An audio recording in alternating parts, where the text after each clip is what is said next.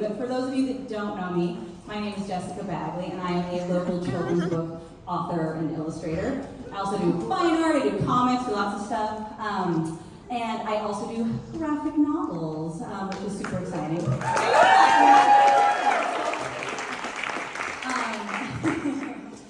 And I think that's kind of why maybe I was invited here tonight, because I just had a graphic novel that I made with my husband come out last year called Duel. And it's about two sisters, you guys. Like, kind of appropriate for the evening. And also, I was supposed to tell everybody, the books are here and they're available for sale after and they're signed. So, yeah. About me, I guess. We're really excited to be here tonight, aren't we? Because we're talking about books. Okay, we can keep clapping. I do not want to. You can keep clapping. I do not say no to applause. I didn't plan that, but that felt good. So I was going to say, like, we're talking about graphic novels tonight. The kind of books that I do, I like to bring myself into my stories, just like our special guests for tonight. We are going to be talking about junior high. We're going to be talking about crushes. We're going to be talking about so much fun stuff. It's going to be great. Speaking of our guests, I'm going to read a little bit of something about them. Is that okay? So we are here tonight to talk to the amazingly talented Tegan Quinn and Sara Quinn, identical twin sisters from Calgary, Alberta, Canada, who've accomplished so many incredible things. You probably know them by their award-winning band, Tegan and Sara. Weird that it's the same name. They've released over 10 albums since 1998, toured and collaborated with countless huge musicians from every corner of the music industry. Or perhaps you know them from their memoir, High School,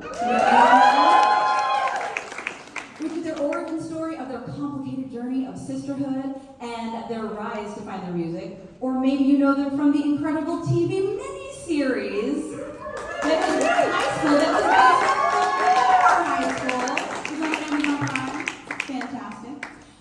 But Tegan and Sara have been busy with so much more. They are loud, lifelong advocates for the LGBTQ+ rights, and for Tegan and Sara Foundation, we get a whoop whoop for that, which was created to advocate for the economic justice, health, and representation of the LGBTQ+ community. You can also catch them on their fantastic and oh so funny Substack series, Where Does the Good Grow? Does anybody listen? I listen. It's fantastic. So good. And they even just premiered their new haunting documentary, Fanatical, The Catfishing of Tegan and Sara, which I can't wait to watch, but it sounded really also intense.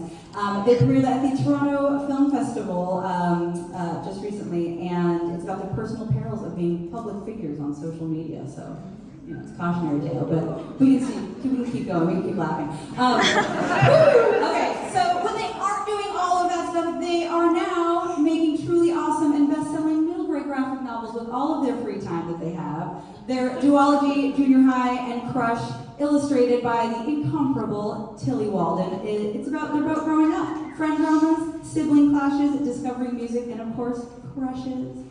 I could really keep talking about them, but I think we should talk to them. All right,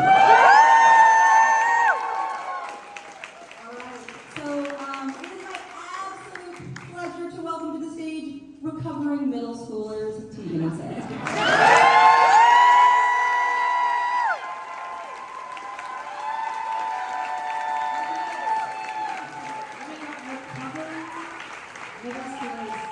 I'm also recovering middle school. We didn't, discuss that, but I assume that would be okay.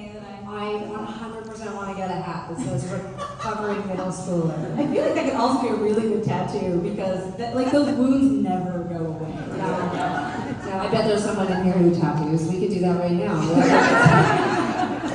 Let's step up this book event. While we're doing it, yeah. This is a good trip. I want to add to the fact that I read, when you committed to doing this event, I read Duel, and it's so good. So if anyone here read Duel and our crush does not know Duel, you should read it. I was like, can someone give Sara a nice sword so we can work some shit out? Yeah, fighting sisters is something that we have in common, which is pretty exciting. So. Well, and I feel like, I know we're going to talk about junior high and crush and lots of stuff related to the book, but I do want to just, right off the bat, because we were just hanging out backstage with your lovely partner who you collaborated on Duel with, what was it like to collaborate with not just your partner, but like also co-parent? Yeah, it's a lot. Well, it's funny because my husband, Aaron Bagley, he's in the front row right there. Fantastic illustrator. We, met in art school, so, we've been collaborating really since even, right when we were just starting dating. But the most frequent question that we get, or not even question, I guess it's like a statement when they find out that, my husband and I make books. They're like, I could never make a book with my husband. I could never work with my husband. And it's like with such venom, we're like, that might be something you want to look at. But it definitely is really, I actually think that it's very unhealthy to work with your family. And I think it's deeply toxic to marry someone and work with them as well. we're not, we don't have to tell Tegan about that. It's because people ask us that too. They say, how do you get along with your sibling? I could never work with my sibling. And I'm like, yeah, don't. I'm actually at the point in my life where I think to myself, I don't think I want to work with anyone. And marriage, siblings, sometimes I'm like, is it just better to be alone and not work with anyone? Well, it feels like a perfect time to jump into chit chat about, hold on, I'm in charge. I don't know why I'm in charge. Okay. Something we collaborated on, which Sarah will never do again. Yeah, we've learned now. This has actually been the moment where she tells you in front of everybody, we're not doing this anymore. This is Actually, making the stuff is easy, and I don't know if you have found this working with your husband on projects, but actually art is sometimes the most safe and least tense place to collaborate with people. It's where, I think our creative collaboration is really successful. I actually think it's the rest of the crap that we have to do that aren't Sage swords. There we go. Which is anything that you have to, I'm learning this in parenting too. It's you create this being and then you have to raise it, but it's like, oh, did you catch that? I'm not It's not the child actually that's the problem. It's deciding who is going to take care of, who's going to do bath tonight. Is the division, the tension happens. of labor. Yeah. And, I know that, and we'll dive into all of this. I love that people will say that we're going to dive into that later, but then they just do it right then. That's what's going to happen. So yeah, when you're collaborating with someone the way that you both collaborate together, and the way that my husband and I collaborate together, and you parent, you have a partnership where people take on certain roles. For our book project, it was really easy. It was like, okay, I'm going to write this one, and you're going to illustrate it. It was super nice to have that sort of those things. But you do both of everything together. What is that like when you're writing, and when it's when you're making music? Well, I think in music world, people are surprised to hear that we write separately and then we collaborate. So most of the bulk of a song is generally written by one of us. So, take a song like Walking with a Ghost. Sarah wrote that song. When we got in the studio, there was very little for me to collaborate on with her, other than making small notes here or there, playing instrumentation or singing backing vocals. And so it was very interesting when we started to venture into writing books, because it was very much like, okay, how do we do this? And with high school, our memoir, we wrote separate chapters in our own voices. And that really suited us because that's how we make music. But then our editor came in and was like, you guys have to have a plan. You need an outline. That plan is helpful. Yeah, you need to write out what is going to happen in 10th grade, what's going to happen in 11th grade, what's going to happen in 12th grade, and pepper the timeline with your alternating stories.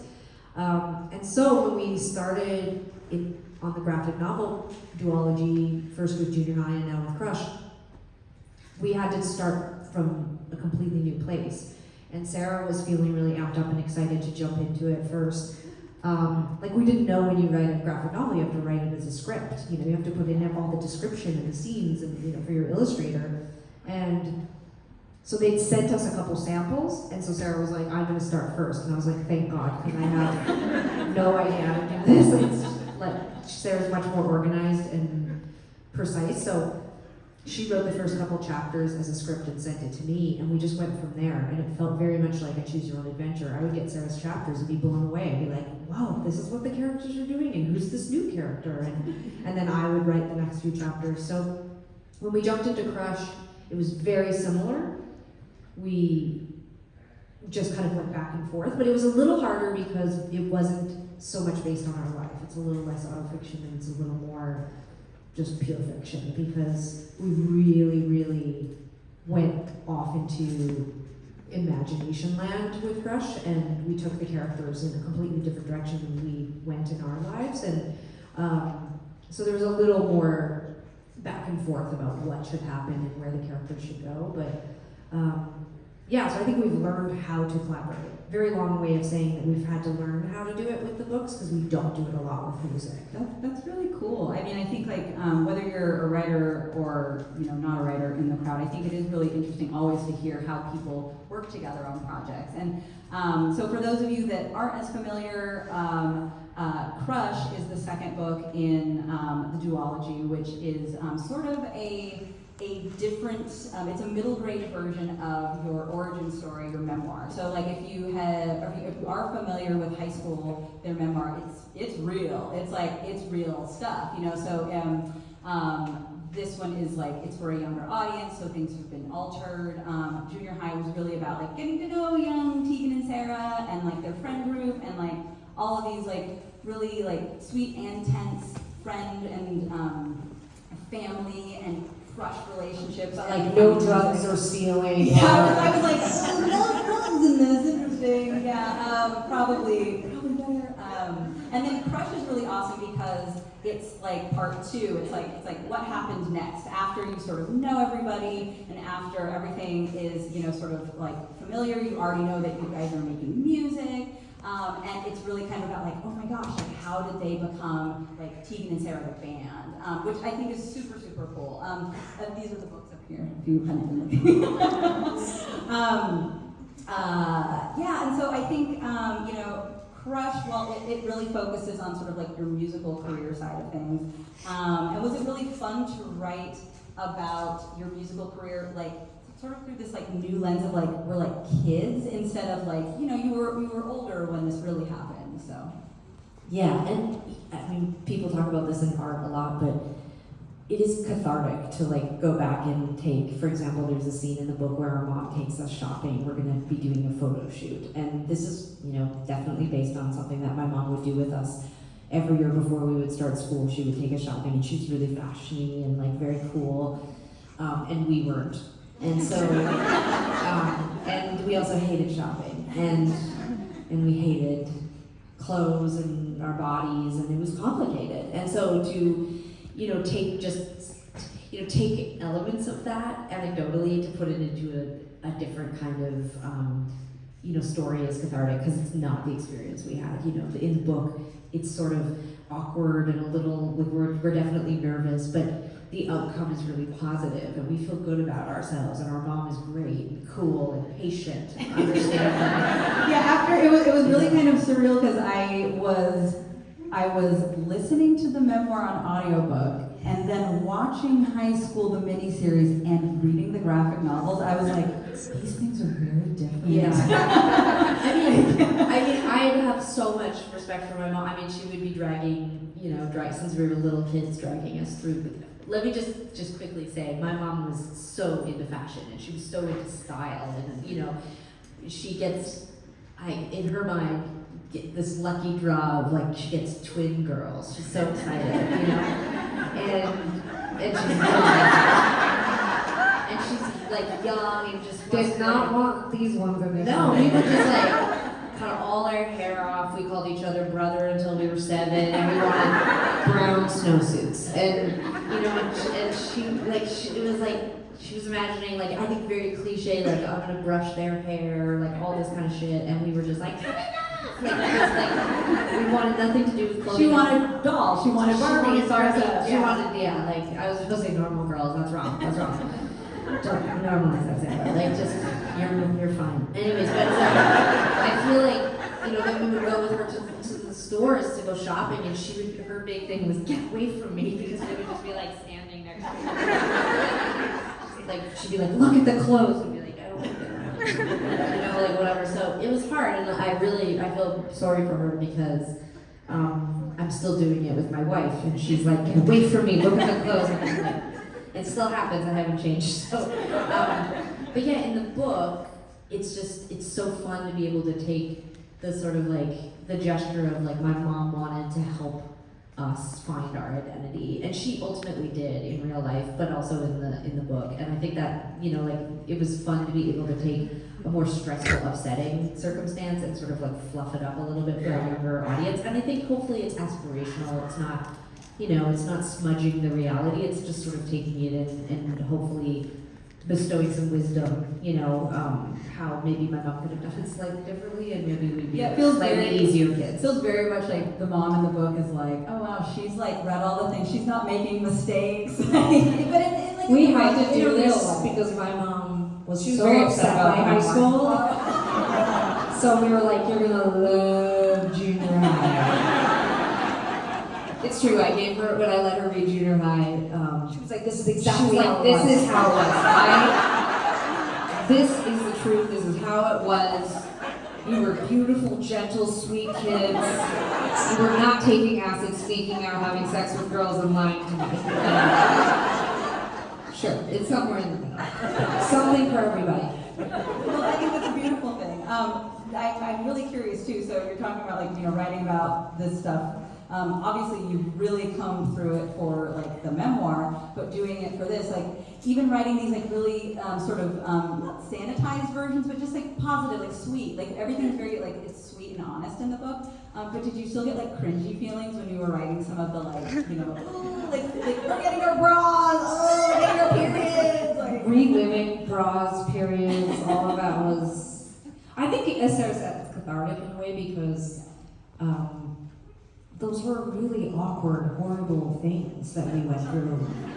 You know, there were far worse things, but I mean, to cover in this book, like, and so you're like trying to relive it. Like, yeah, I think it's like writing about- reprocessing it, but even that, like as an adult, like, okay, like we're going on this book tour, we're going to all these places, and friends of mine are like, I see you're coming through with the book tour, should we, like, I want to come, I want to read the book, and I'm like, don't read the book.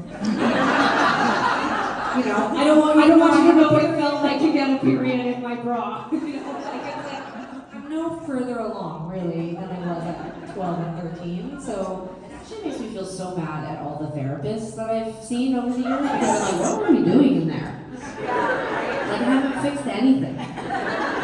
We're still talking about the same stuff. You're just reminding me of repeating the same pattern. Yeah, like I should, at this point at 44, I should be writing a book about my adult relationships, and I'm still stuck at like 12, being like, and then I got my period. I still never got over it. Yeah, no, but I think I will say this. I think it was really amazing to be able to go through and talk about some of those things. Like as you say, like we did sanitize it. I mean, people who saw the last book tour know that for junior high, when we did the pitch, we'd sold the book. Like we had to do it. Contractually, we were doing it, whether we liked it or not, or understood how to do it. We were doing it.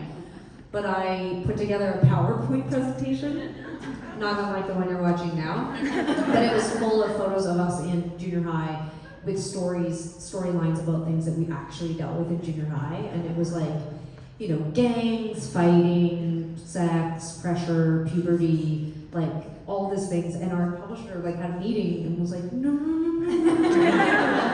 that's not what we want at all. So we thought we were going to write a book about middle Like, grades. we thought, yeah. Like we didn't know we were writing for children. You know, we were like, Which says, like, I mean, that's a whole other Well, TED talk, but because kids as young as like 6 and 7 read middle grade. my 7-year-old nephew loves junior high. My Yeah. 7-year-old nephew loves junior high, and I'm just like, when I think about Tegan's PowerPoint presentation, where she's like, and then, well, Bobby was, you know, he was the hockey player, and it was like all the girls were going home with him at lunch, and you know, and they were like, no, we don't want to know anything about Bobby or lunch. Nothing about Bobby or lunch.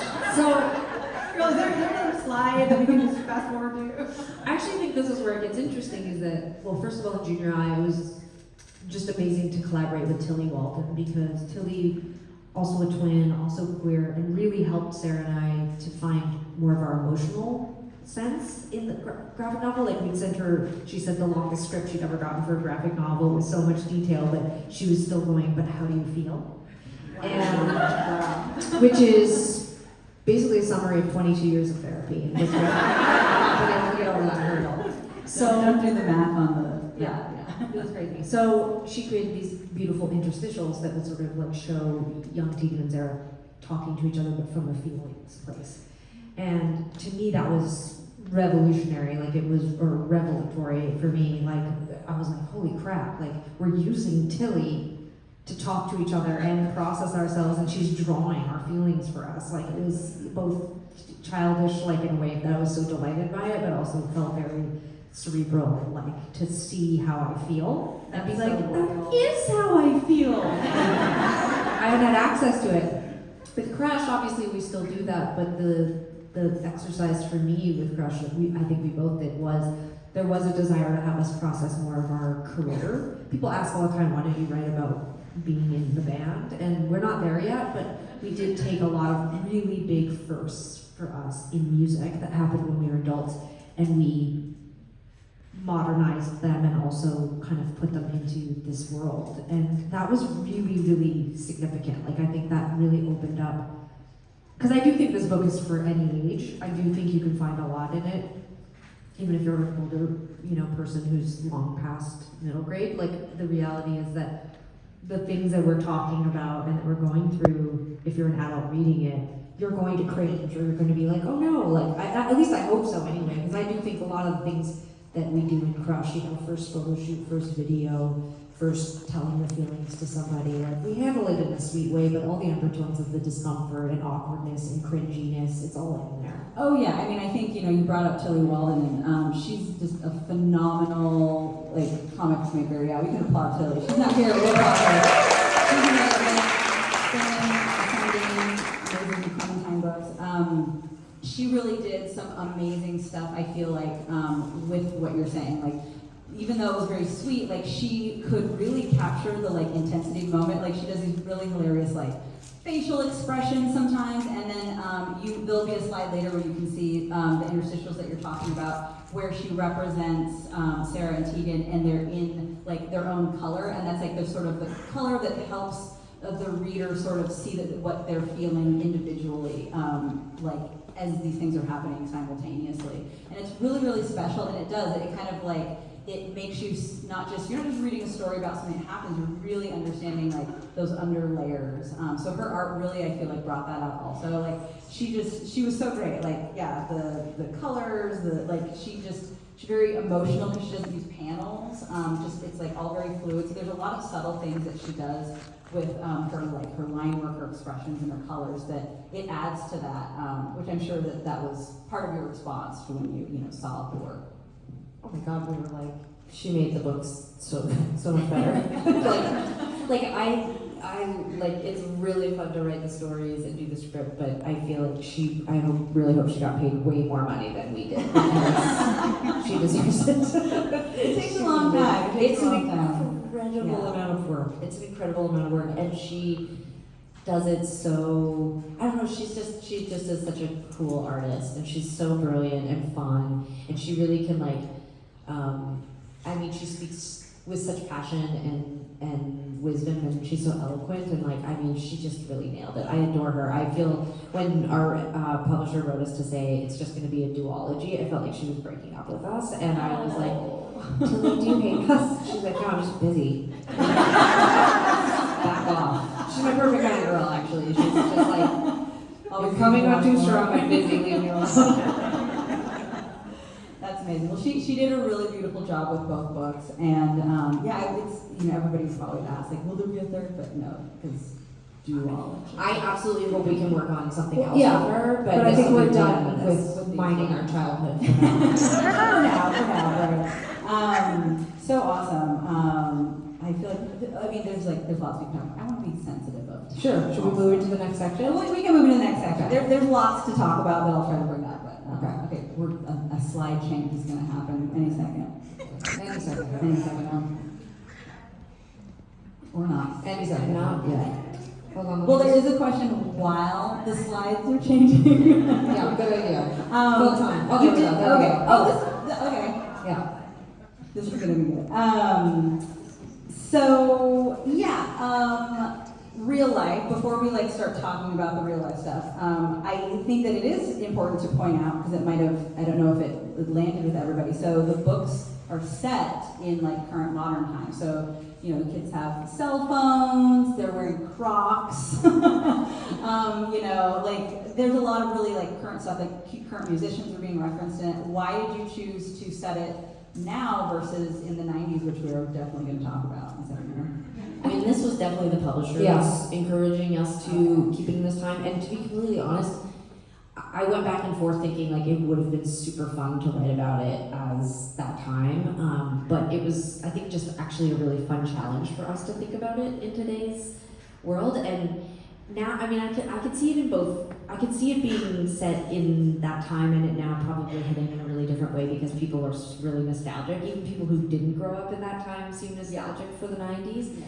But I don't, Because we had just done high school too. We Yeah. were, when they Oh, said yeah. that they were imagining us modernizing it for, or modernizing it and, you know, really aiming at a younger audience, we were really happy to escape that period of time. Like, Just you need a little, Yeah. need a little breather, a little Yeah. bit around it. it's also, this is like kind of strange, but like, you know, we were, okay, so like when we started making music in the 90s, we only very briefly had the experience of making music where it wasn't about internet, social media, digital landscape. Like, most of our career has taken place in modern times, like, you know, and so actually in a strange way to tell the musical part of our story, it feels more authentic to kind of put it now because we do use computers and we do use digital technology and we do think about comments on the internet. That was something that really happened almost immediately when we started our career. And that, I think, makes it super accessible to the target audience. Even though we were talking backstage about this, that like, actually like grown-ups read like middle grade graphic novels just as much or more,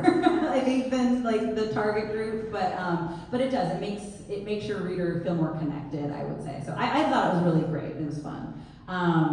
So yeah, so the real Tegan and Sara in 1990s, early 90s. I think the slide changed to the second one, so we can go back. We can look at those pictures. it's super easy, just hold on. Maybe bad. It's like, It's okay. Just go up there and push them. But we can talk about these. This is great. So yeah, growing up in the early 90s, I really relate to you both because we're almost like exactly the same age, like a month apart. So all of the stuff that I was seeing, I was like, yes, all of it, like the baggy shirts. Okay, so I love this so much. The picture from like the yearbook and then the writing above it, because one of the pictures I submitted was like I wrote above it. Yes. And then like I was looking at my junior high yearbook and like my friends had gone through and they'd written horrible things about other people. Yeah, well, I think so. Somebody else. I knew we would have been, what did I say when we met? I was like, we would have definitely been friends in junior high. Here's the thing. This is like one of the only photos I could use from our junior year yearbook because the absolute trash that people wrote. And I know exactly who it was too. There's a few girls that we hung out with that were just mean as hell. And they said awful things. But I do want to say that this collection of photos makes me laugh because obviously there's like Club Monaco. You know, there's like a few recognizable things. Obviously in two different photos, Sarah's wearing Disney World paraphernalia from our trip to Disney World. But in the black and white photo in the front, I'm the white shirt. I know some people won't be able to see it, but I'm wearing a shirt that says there is no difference, and it's like an anti-sexual assault shirt. And it's like on the back, it's all the ways that no can mean no, and that there is no difference. because No our mom means was no. working at a sexual assault center. Okay, I was like, where in the 90s did that shirt exist? Yeah, and then like Sarah's wearing a Take Back the Night March shirt. Like we were, it's funny because like, you know, when people are like, you gotta be political now, you gotta be social justice minded, you gotta, and I was like, already were. and look at that, we're like, receipts, as the Yeah, kids say. receipts. There it is. I was laughing so hard at all these photos. Let me just quickly give you one more quick dive into the insanity of this photo. Tegan's wearing her sexual assault shirt in this picture. Okay, so in this picture, these gentlemen that we're pictured with, this is the twins at the school photo. So those two boys on the left are twin brothers. Oh my and then God, the no. ones behind us are twin brothers, and Tegan dated all of them.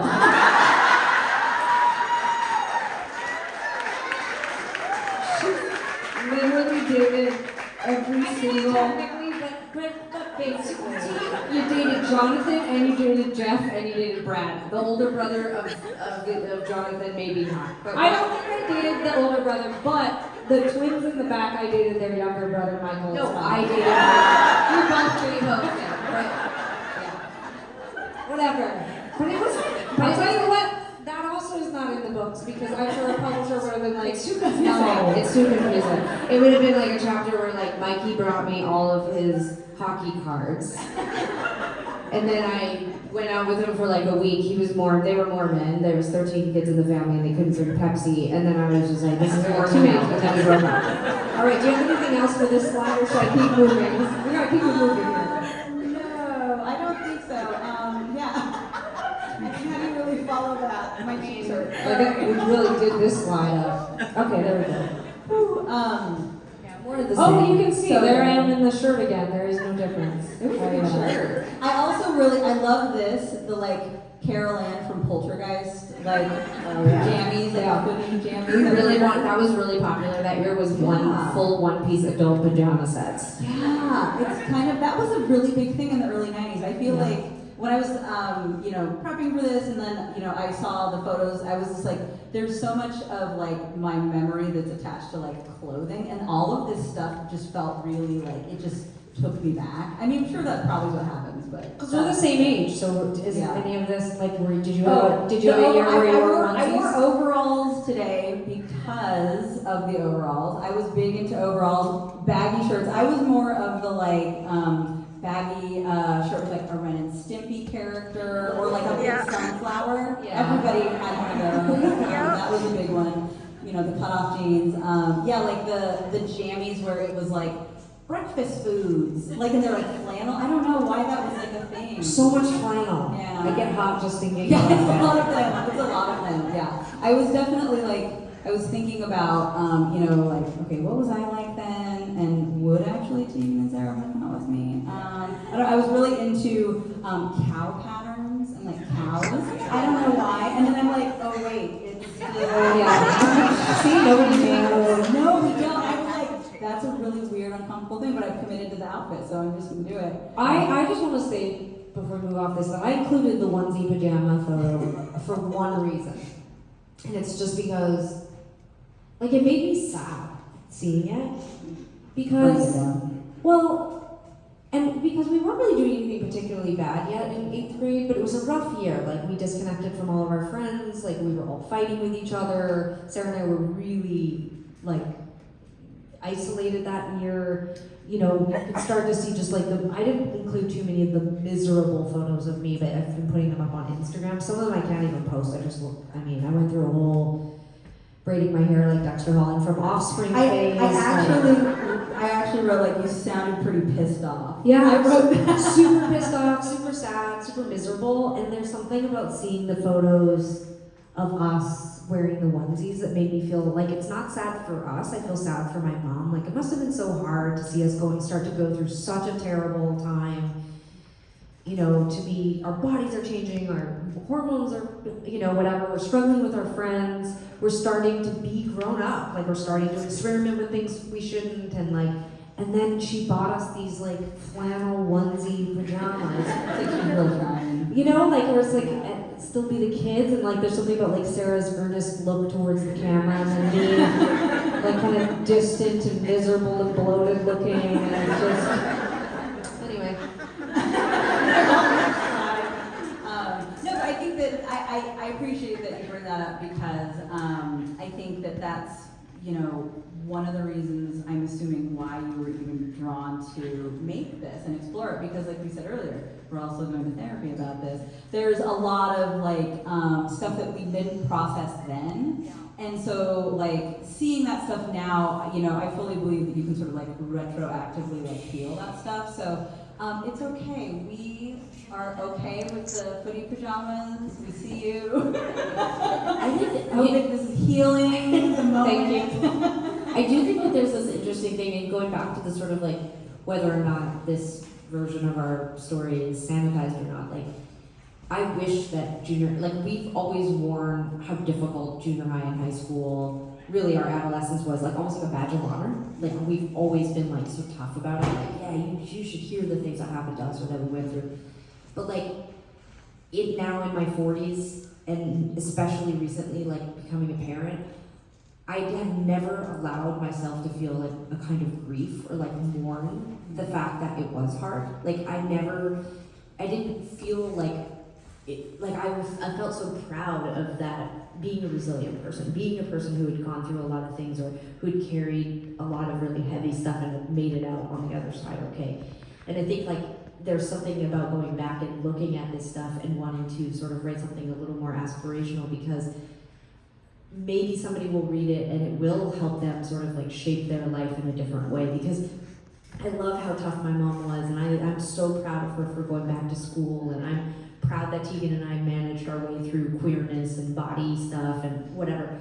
But like, I don't want my kid to have to go through that way. Like, I want him to be resilient and cool, but like I don't want him to struggle the way that I did. I don't want him to feel isolated the way that he did. I don't want him to be looking across the room at me when he's 11 years old and thinking, I want to go and I want my mom to hold me, and I'm afraid to ask for that. And that's how I felt at that age. Like, when I was going into junior high, I felt like I can't need my parents anymore in the same way. I can't receive the same comfort from them that I bet you got some cuddles when you put those onesies on. Maybe, but it would have been probably joking, you know, it would have been like joking around or whatever. And I think that there's this thing that happens when you move from childhood into adolescence, for some kids is really, really crushing, because they really need a lot of that physical and emotional stuff that you get in abundance when you're little and cute. And then when you're kind of like breaking out and depressed and in puberty, your parents, I think there's a recoiling from your parents too. Like, you know, I think they pushed us away just as much as we were pushing them away. And I think there's something about writing in these books something a little gentler that is healing, because I wish we'd all had access to that, you know, when we were younger. And I hope maybe parents, like now all my friends have kids that are, you know, getting into the age where they can read these books, and I'm like, do you hug your kid even though they're starting to be like, you know, older? Do you like hug them and kiss them and give them all the things that you wanted that you couldn't ask for? And like, you know, I just don't think my parents were thinking about that or talking about that at that time. I love that a lot. I would make a joke, that's just really beautiful.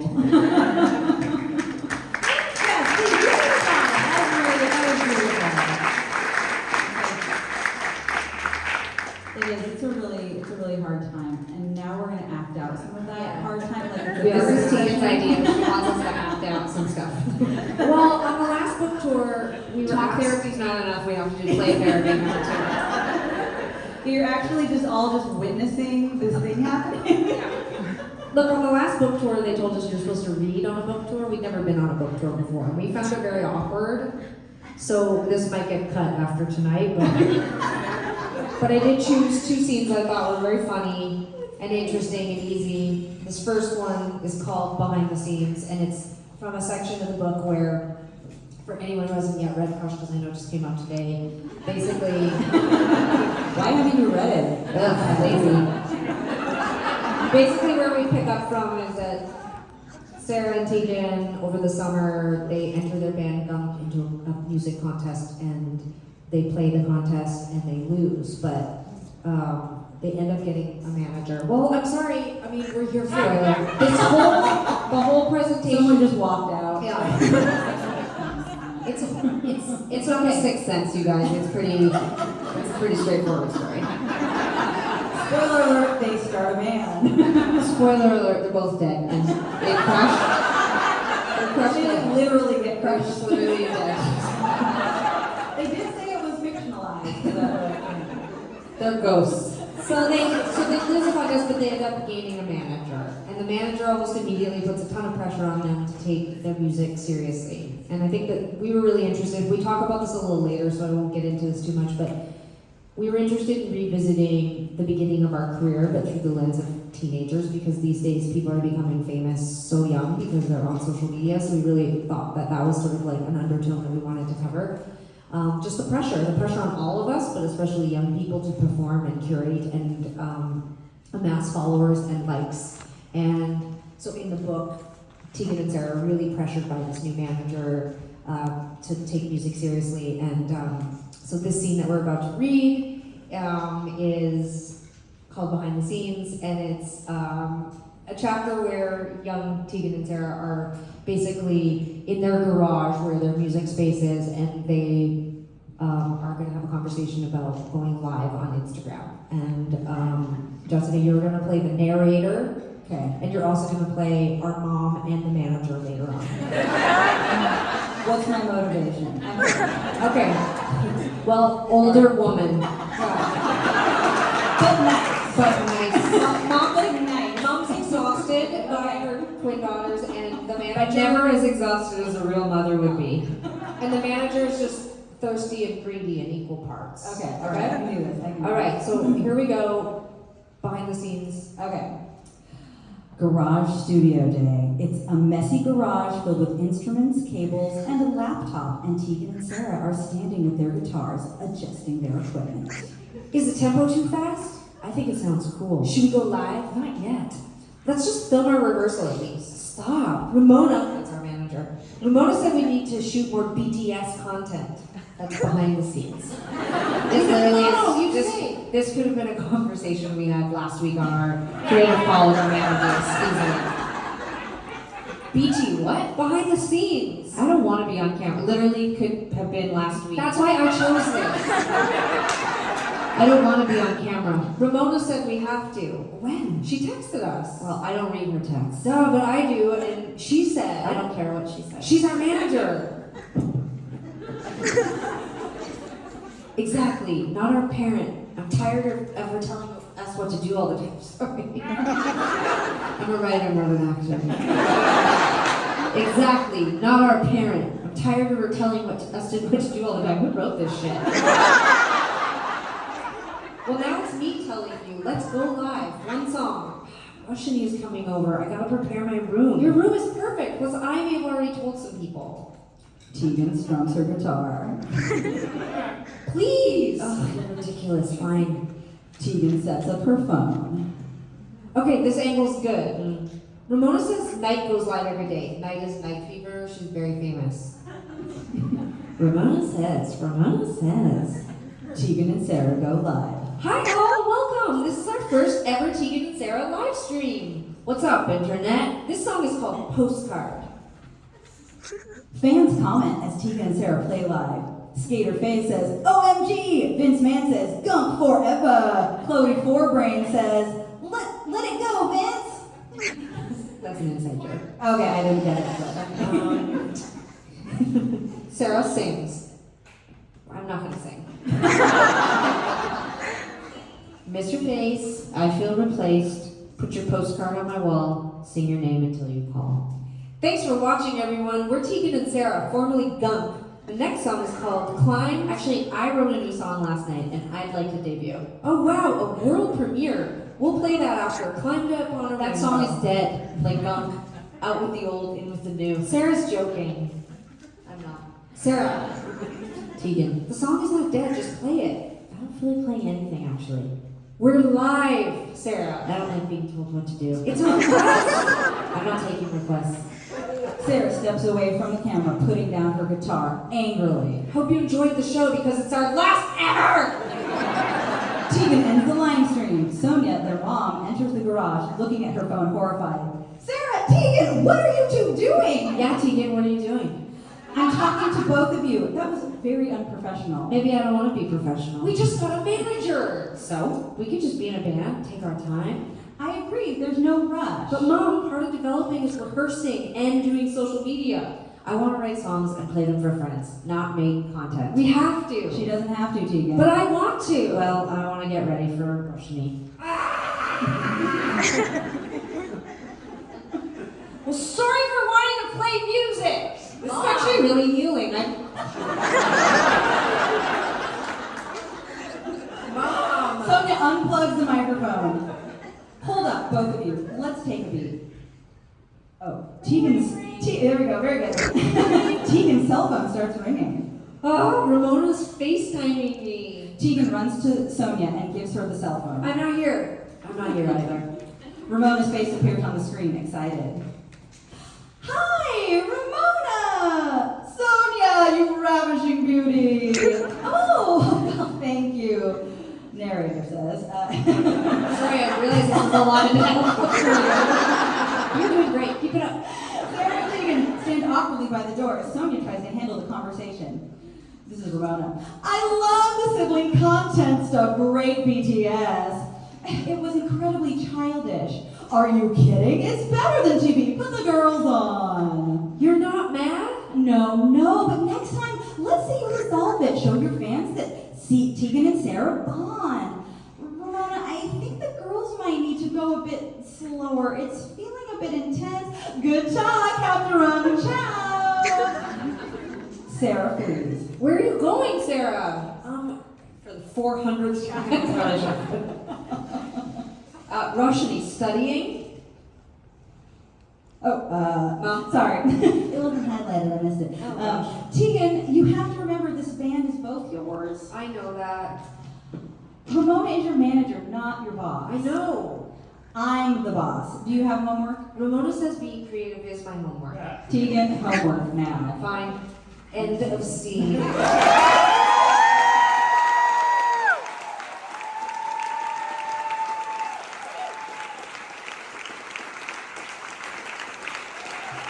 want to set up the next one while I...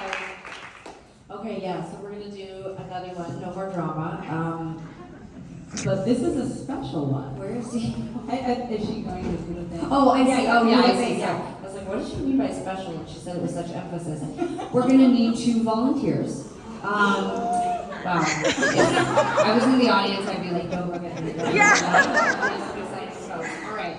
Right here in the middle, yeah, 1. And right here, just so it's easy. Okay, there we go. You never promoted it.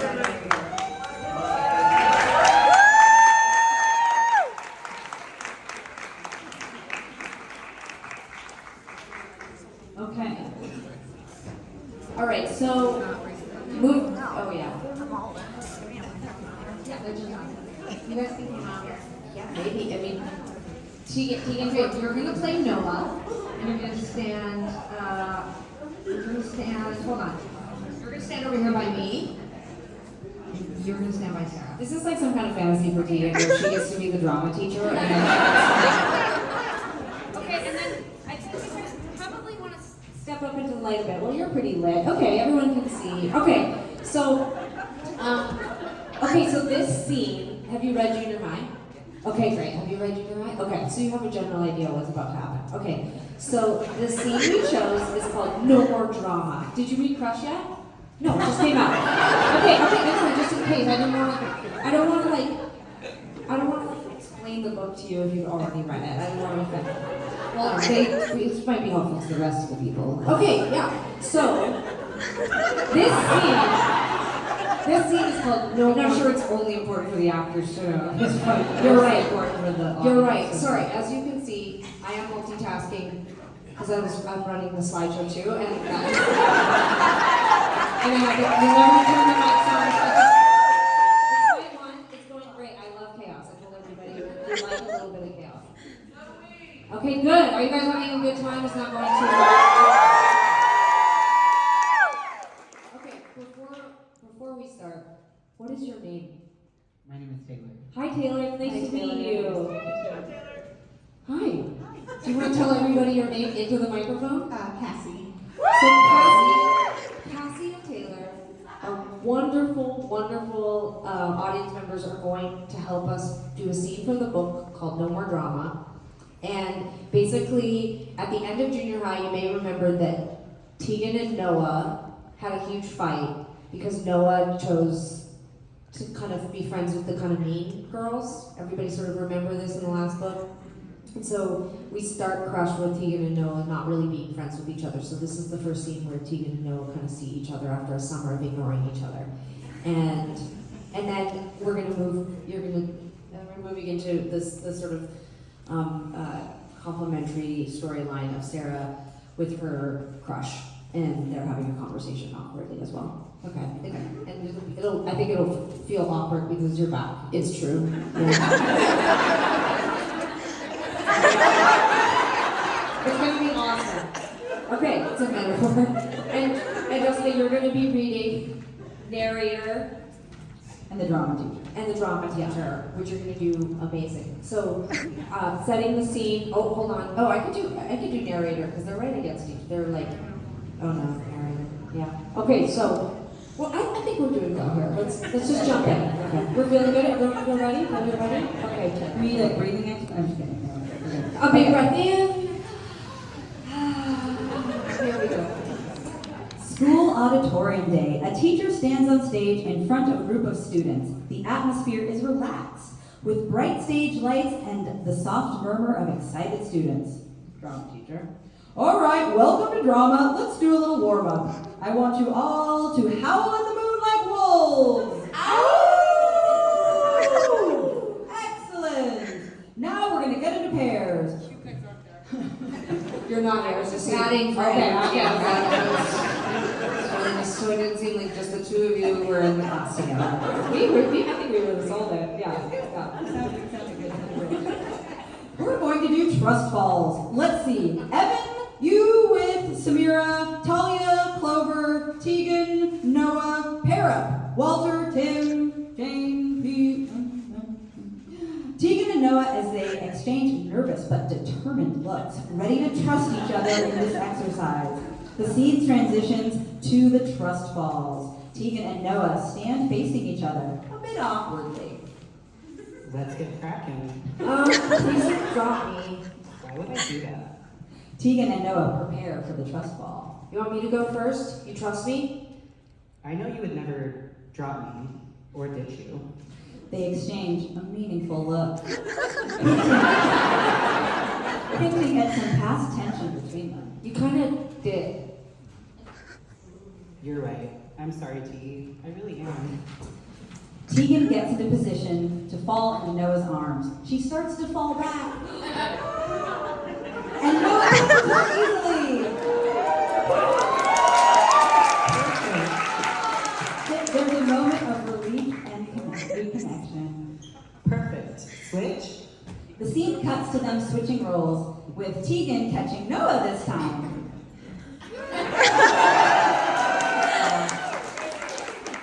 They both laugh, the tension easing a bit. Get these two to go away. All right, then is it? Boy, Sarah and Roisin have like a really, this is a tough act to follow. Sarah and Roshni in the hallway, leaning against lockers. They're talking, and the atmosphere is relaxed. When's your first soccer practice? Today. I'm freaked out, honestly. You? Soccer star? That's great. I know you. I know it. Oh, you're so sweet, Sarah, but my legs still out of practice. Your legs are perfect. No way, but I did play a lot of kickball at camp. That's fun. Have you been to camp? No, Tegan was always too nervous to be away from her mom. That's so cute. Was camp lonely ever? Not really, because I have Lola. Is Lily your best friend? She's my camp best friend. Oh, cool. Cool. She's so funny. Sarah's cell phone buzzes. What's up? It's nothing. Tegan and Noah are sitting together. Tegan's cell phone buzzes. Tegan pulls out her cell phone and looks at it. Who keeps texting, T? It's just our manager reminding us to practice. Oh, bitch. I love my new songs. How did you hear them? Fake Tegan sent them to you?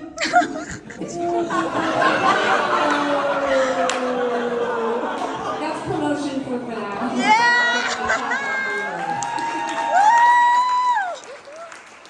It's getting really mad now. We have to work in with a home shopping network and we're like having all our projects and big announcement tomorrow. So jealous, 20-year anniversary launch day. Your tryout is online. Is ex-friend about me? Would you be mad if it was? No way. I'm your #1 fan, remember? Back to Sarah and Roshni. I saw your tryout online. Everyone was sharing it. Do you like the new songs? You're doing great. I liked Killer Bee best. The line, this long distance, it's so vicious. Roshni pulls out a friendship bracelet and hands it to Sarah. Did you get this at the Taylor Swift concert? Just kidding. I made this bracelet for you at camp. I thought about you all summer. I thought about you too. They look at each other, they look at each other googly-eyed, smitten, and singing.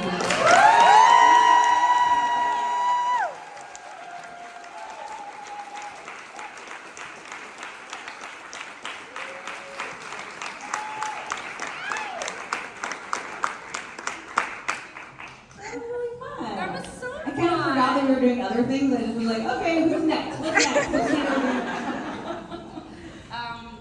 That was great. I liked that. That was fun. Should I be an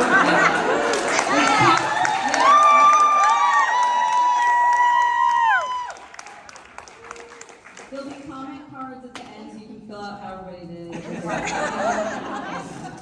Tomorrow it's gonna be like when you go to the theater, it's gonna be like, tonight the role of narrator, one of the people is played by, Sarah will be played by somebody else, because she's not good at this. So good. Well, it was really fun to like show some of the scenes from the book and act them out. And like you had mentioned earlier that there are a few key moments that you really wanted to focus on, specifically that had to do with your sort of like beginnings in music and that you wanted to put in Crush. And so we're gonna talk a little about those scenes, I believe. Yes. Yeah. So the first one is it Battle of the Bands? Yeah. Let's talk about Battle of the Bands. Well, as I ruined for everybody earlier, in real life, Sarah and I, when we were 17, we entered this thing called Garage Wars and won Garage Wars, and it was like a battle of bands against college bands in our city, and it literally kick-started our career. But when we were trying to figure out how to modernize our story for Crush, Sarah suggested that we lose the contest, and like I said, it sort of became kind of like a choose your own adventure, because once Sarah made that decision, then she sort of had to write what happens if we lose the contest instead of win it. Why did that come to your mind to have you lose it?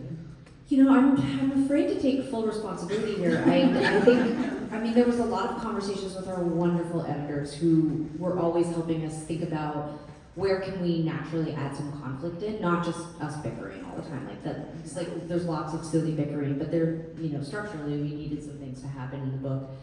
And I think winning would have given us too big of an accomplishment too early in the book, and we wanted to see like how would young Tegan and Sara deal with this I guess like disappointment, and then just like completely personally, I have such a complicated relationship with the beginning of our career, like in real life, and winning that contest, while it catapulted us into this kind of really early. I would not call it fame, but certainly recognizability, and it put us into this, like, we were playing music for our friends and having like a really fun time, and all of a sudden it was like, our parents were like, this is your job now, and like, it was really, and then we were getting like bad reviews by like adults, and we were doing press and we were traveling. I found it very overwhelming. Like, I am very Chapel Roan. Like, I would have been, I would have been my dad. I've got some video. Let's see if Sarah was like Chapel Roan in 1997. We're in high school, and this is outside of our high school. Tegan saying a small prayer.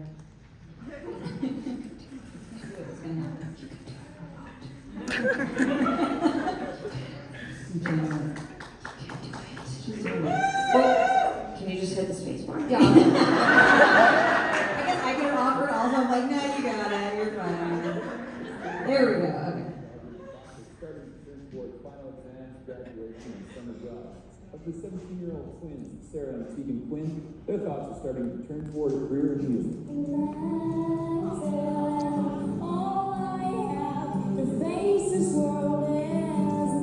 This is where it all began 2.5 years ago, writing songs and learning how to play guitar.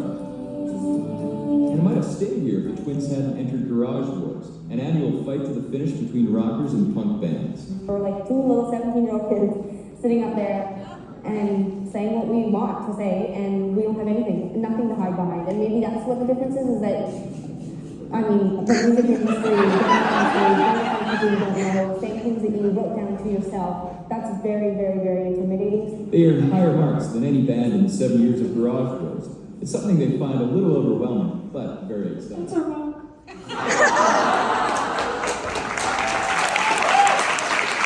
Just humiliating our mothers since the very beginning. I love that she makes that little like cameo in there.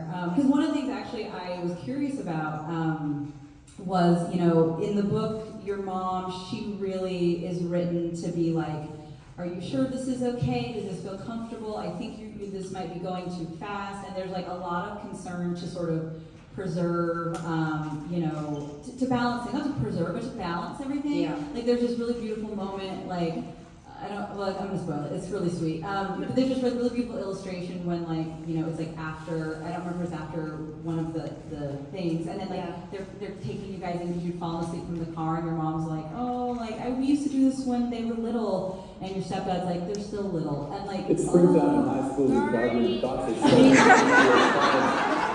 You know, it's really funny because, all joking aside, you know, Joking aside, can I get new batteries for the remote?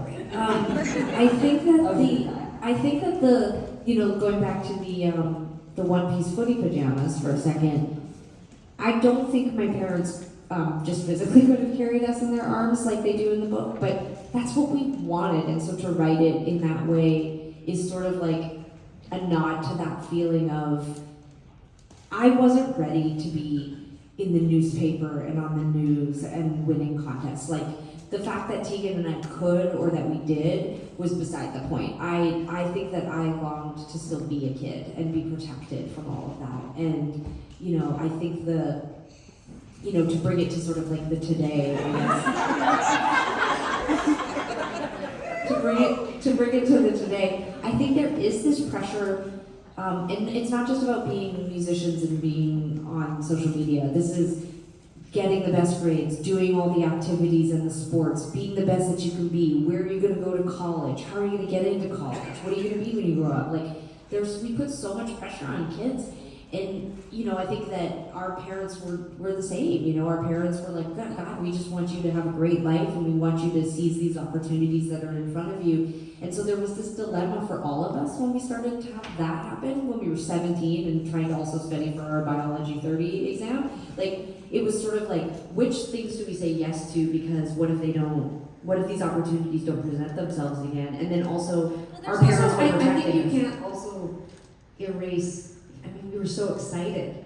You know, and I really think that I tried to keep that in Crush. Like, we joke like that there's this tug of war happening between Sara and I in the book, where Sara is really against rehearsing or doing the behind the scenes, and like has a lot of conflict in the book with the idea of fame and work and taking music and moving it into the adult sphere. Like, that's all real, and that happened. Sara was that way, but she was also really excited. Like, we were really thrilled to get to play music. We loved to write songs. I was super excited, but when we would have the conflict, the difference is that when Tegan and I were having the conflict, or when I remember there was a period right after high school where I was really afraid to make an album. Like, I remember like feeling really anxious about borrowing money, making an album. It seemed like such a big step. It seemed like such a permanent step for some reason. And you know, the way that conflict was handled between us and our parents at the time, it felt more like, this is a decision about, you need to support your sister, and you guys decided you wanted to do this. Like, no one just said,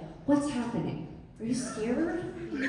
What do you need? You need a hug? Like, why are you feeling afraid to talk to your, like, this is all like, this is all language and skills that we use now, like, because of social media, because we're Yeah, like, you didn't try to use they're that. like, no, people were just like, stop crying! Why aren't you looking at the album, you idiot? You know, like, whereas, I don't know, I needed to be able to say, like, I'm feeling afraid of this, or I don't like this, this doesn't make me feel good. And I think those things were important to put in the book, because I don't think that it's exclusive to people who live in the public sphere. Well, in a weird way, we all live in the public sphere because we're all on social media, we're all our own small business, you know, we're all teaching each other how we make penne, you know, put makeup on, you know, like it's a lot, and it's a lot of pressure on everyone of all ages, but certainly young people. And so it was really important to us to take our story, like, because we talk about this a lot. We don't necessarily look at our output and how much we've done in our career as positive anymore.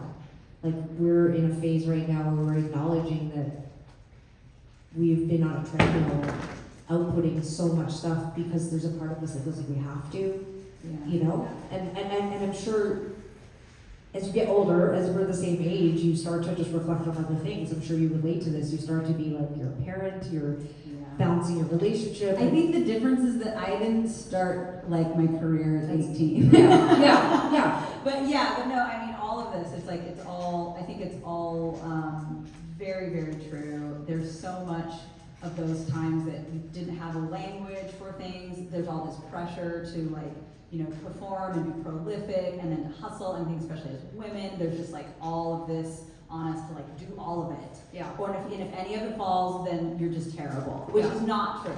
Like for any of the young women in the audience, that's not true. And we wanted the characters in that book to have that feeling. Well, and like one of my, you mentioned it, but one of my things in here was I was like, it kind of felt like almost like wish fulfillment, or like if you could rewrite it the way that you wanted or needed it. That's what these books definitely feel like. They feel like there's a lot of like hugs. Like it's like a hug around you both, which is really special. So. There was hugs in our early life, but it was usually hugging people I didn't really want to hug that much.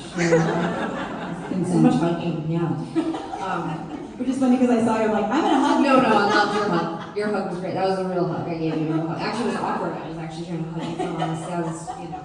But you know, too, like the other thing, and I think this is just sort of quickly catch up to like modern day too, like trying to think about like how can we share our experiences in a more universal way? Because I think sometimes on the surface, it's like, well, what do we have in common? Like we're musicians and we're twins and we did this since we were 17 and whatever. But all of the things that I find that I'm dealing with right now, like I completely understand this dilemma around modernity and Instagram and social media and kids and whatever, because in some ways that's our whole life is being on social media and our business is on social media and, you know, navigating these things. I'm literally having conversations within my business about these things, and then I'm getting on the phone with my best friend whose daughter is about to turn 11 and they're trying to figure out if she can have a cell phone and they're worried about social media, and I'm like, let's talk about it. Like, cause I'm also worried about how much, you know, time I have to spend on social media, or like it really upsets me. The other day my friend was like, I just don't want her to be on her phone all night long and exhausted, and I'm like, that's literally how I feel about my wife when I wake up at 1 a.m. to pee, and I can see that she's got her cell phone under the blanket, and I'm like,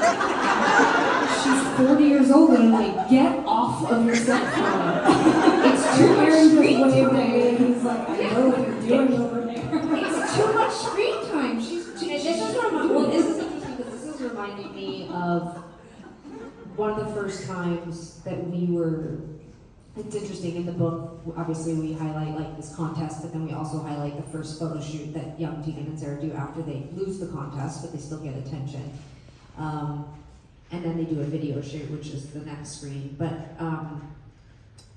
I liked going back and revisiting those moments because I wanted to also share how we felt at the time. Again, like very much inspired by Tillie Walden's interstitials and helping us turn our feelings into drawings that made sense. Like, I was really excited to explore this with Tillie as our collaborator, and I thought she captured those moments so well because even though young Tegan and Sara and their friends are very excited, they are so nervous. And not just Tegan and Sara, the friends are nervous too. They're very excited, but they're nervous for Tegan and Sara. They're nervous because they get to be in the video. And I wanted to explore all of that because at the time, even from day one when stuff like this started to happen, everyone around us was just like, it's so exciting, it's so exciting, it's so thrilling, you're living your dream. And there was very little room for us to say, like Sara said, I'm scared, or I'm worried, or I don't like the way I look, or, and I was thinking that one of the first criticisms we ever got was just from a family friend who watched Sara and I nervously trying to figure out what we were gonna wear for our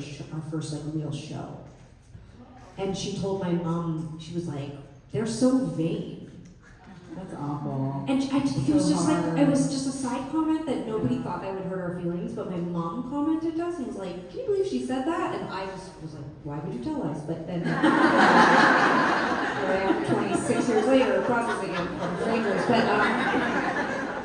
But it's like, why were we worried about what we were going to wear? We were about to get in front of 300 people, you know? And this is before cell phones. And now so you were already experiencing that sort of like lens like on you, that like judgment of that like, well, you're putting yourself out there, so you know like that's a lot, and that's like, you know, coming off of your like, while it's very different than in the book, your really, really intense experiences, that must have felt like you were just like so alone because nobody, like you said, there was no room for you to have those feelings, to even question those feelings, and so you just, I can see how you just turn very inward with those kinds of. You also are supposed to be like pre-social media. You're also, when someone takes your photo or they interview you, you're supposed to like know who you are.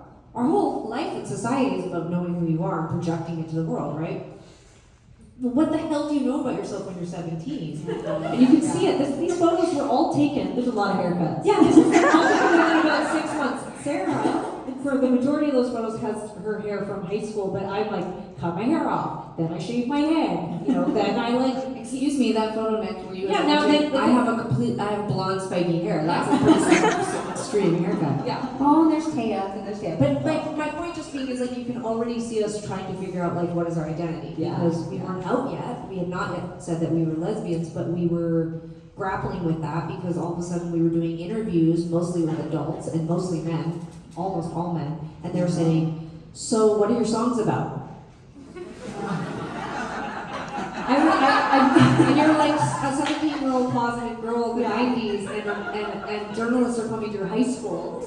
Yeah, I feel like every time I read that, I'm like, really? Yeah. Like, yeah, like that's what they're gonna ask. What about. are they supposed Yeah. But this is precisely what I'm trying to get at. It's like, what were they supposed to say? Just like when I see these young stars today, like the stars of today, who are like, oh my god, everything's happening so fast. Why do people want to know everything about me? There's this like really intense, and it's very intriguing to me actually. This, first of all, we believe we have the right, and we should have the right to say whatever we want.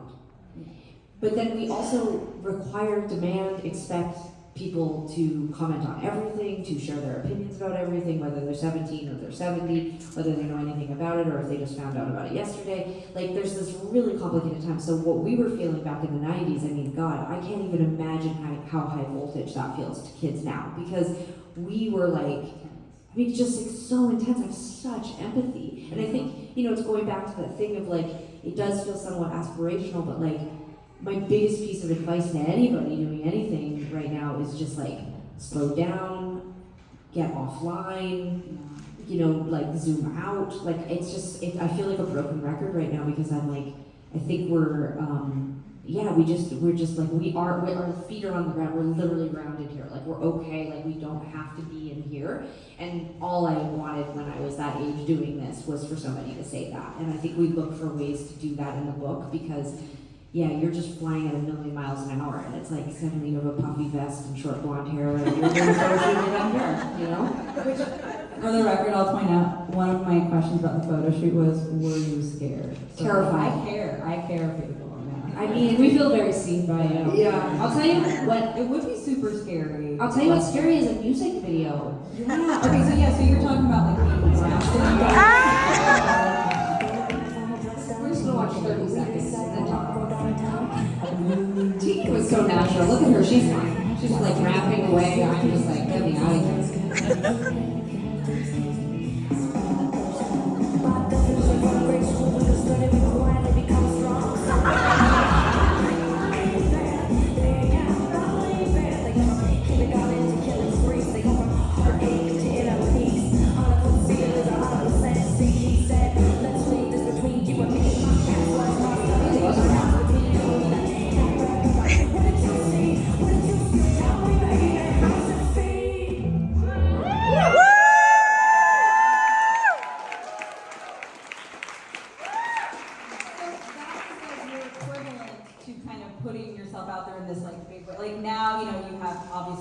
Social media and, you know, TikTok, Instagram, all these things. So like, but when we were young, like making a music video, like everybody was looking at the same thing, right? Like when, you know, we were thinking about the earlier days and like us being kids in the 90s, one of my other things I wrote was I was like, I watched MTV all the time. Like I'd see the same video get played like 6 times a day because I was like, I was doing that like while I was like doing homework or anything, you know? And so that was a big deal. That everybody was like looking at this stuff, right? And so it must have felt very vulnerable to like know that, wow, people are gonna be able to see this in this different way.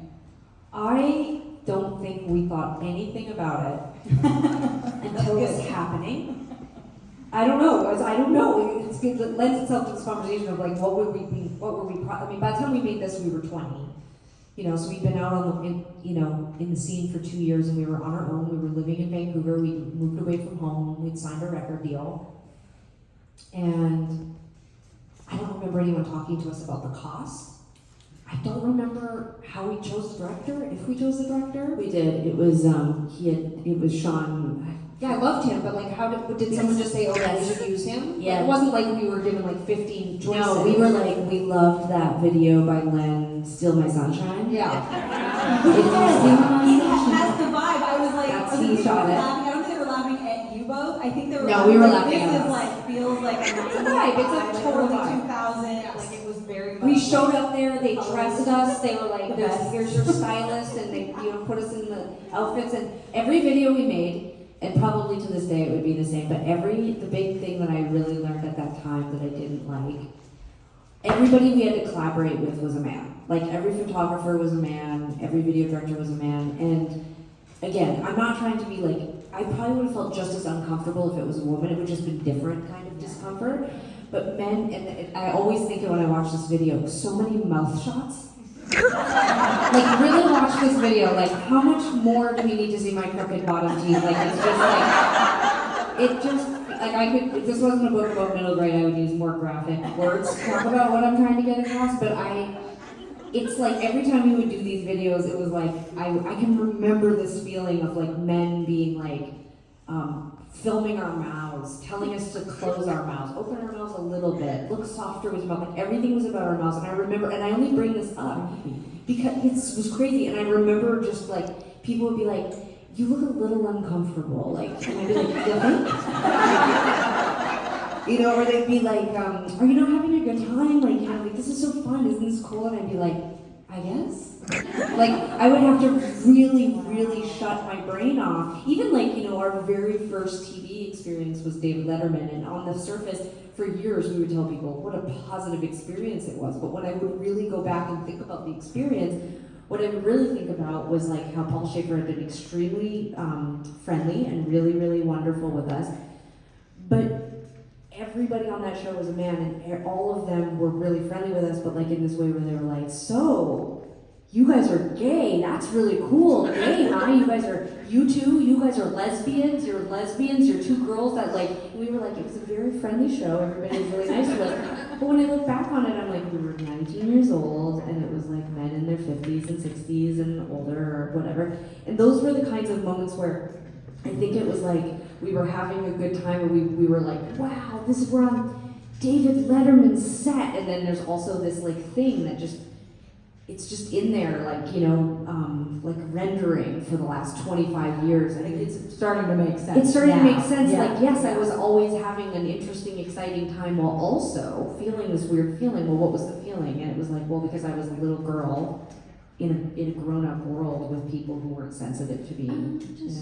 Yeah. which is really, really interesting because you have two characters in the book Crush, Night Fever and Ramona. Night Fever is like your idol musician, like the person you sort of aspire to be, and they get close to you in a way that's very protective, and they're looking out for you. So did that feel like something you're like, I wish we had a Night Fever to be like, we know what's going on, those are young girls, I don't think you should be doing that. Well, I think that's why Night Fever and DJ Kukumber, who are Such a good name, by the way, I love that. Sorry, gets credit for that. I think Night Fever and DJ Kukumber, they're both teenagers. And I think that we wrote those characters in because those are the peers to Tegan and Sara in the book. And we had no peers when we started our career. And so I think it's aspirational too, to write in other musicians who care for us and look out for us in a way that we didn't have when we were coming up. We had the Ramona characters. Oh, so the Ramona is their manager? Yeah. So she's really like, she's excited for you guys, but then at the same time, she's really pushing a lot on you. Yeah, and it's the double-sided coin, right? On one side, it's amazing to have people who are excited about you and want to push you forward, but as we see time and time again, especially with young artists, or especially artists that are going through stratospheric success, where's the line? When do you say no? I always tell the story that I got whooping cough. In 2005, we were out opening for The Killers, and we got a month of dates opening for what was about to be the biggest band in American rock music. And our song went top 10 on alternative radio. We went from selling no records to selling 250,000 albums in a matter of months. Nobody wanted us to stop. But I had whooping cough. Like, this is something we get vaccinated against now. Like, they used to call it blue baby. Like, I was so sick, I got walking pneumonia. And I would just drink a bottle of cough syrup every day to go on stage. And nobody was saying, that isn't good. No, and my mom, when I got home and went to the doctor, they were like, she has pneumonia, and like, I was like orange. I had like changed. I was like a different person. And my mom, She wasn't blue though, we don't know why she turned orange. yeah, I don't know why I turned orange either. Probably just like, I don't know, I was sickly. And my mom wrote a letter to my management and said, you can't commission them if they're dead. Which actually is not true. They can actually commission our estate. But Wrong, no, Mom, nice try. Yeah. I think we don't, I feel it's no one's fault but our own, is that the desire to please, the desire to keep the success, the desire to not take for granted one moment of how freaking awesome and amazing our life has been. It's hard to say no. You need other people to step in and say, you don't have to do any of this. And I feel think like not wanting to disappoint. yeah, and I think that there's so much of the themes in this book I hope resonate with young people to know that you don't have to contrast and compare yourself to everything you see on the internet and every example you see. There are exceptional 13-year-olds who are going to become massively famous and are wildly talented, or going to go to the Olympics, or going to blow up on Spotify, for sure. And a lot of them will have the capacity to handle that and the appropriate team and adult supervision to carry that through. It's also not just about fame. Some young people are just exceptionally intelligent and really academic and really work well in that system. But for a lot of people, we're not going to fit in the system. We're not going to do well at a young age. We're going to mostly just have emotions and grapple with all of that. And there's going to be an enormous amount of temptation that comes at us in the form of celebrity culture and social media. And I just hope kids and the parents and adults who read it recognize that there's more than enough time for everything. And you don't have to do it. You're not missing out on an opportunity. I don't believe that. To trust that their talents will grow with them. Yes. And that if they aren't doing something at like 13 years old and have like 50,000 followers, like it's gonna be okay, because just keep being themselves and to keep growing, and it's going to find them when it's right. Maybe you two will know better than me because I don't have a kid, but also like we don't have to weigh ourselves in our abilities and talents and like accolades and accomplishments. You can also just go through life and try a million things, never become great at them, but just fucking enjoy your life. Like, you don't have to become famous. You don't have to become an influencer who then shows your talent. In fact, if you're good at something and you just get pleasure from showing your friends and family, that's okay. Totally. But I do want to show you this new talent. Well, I want to be thoughtful of time, but this is also lovely. I want to get some time to talk about our crushes really quick, because that's like a huge thing. Like the theme in the book, talking about crushes on, people that we love, like romantically, crushes on people that we idealize, people that like we're friends with. It's so sweet. Move the slide forward. There we go. Oh, look at that. So this is another example of some of the styling that Tillie Walden did in the book. It's gorgeous. It's so beautiful. So the red is Sarah's color and the blue is Tegan's color in the book, and that's continued throughout. So these are sort of like these like. And Tegan gets such a crush on DJ Kukumber. And I don't want to ruin it, but It's pretty good. One of the things I loved that you guys talk about friend crushes. I don't think that people like think about that enough. It's like when you meet people that are just like so awesome, and they're like now I'm having a crush on you guys, but that they're like just so awesome, and you're like, oh wow, like you're just sparkling and exciting, and I want to hang out, and like all of those things. Like that is such a big part of adolescence. And that's happening at the same time that you're getting romantically interested. So that was happening a lot in Crush for you both in these like different ways. And it was interesting because you weren't always talking to each other about these things, which I think people have like you've talked about this many times in past interviews, misconceptions about twin stuff.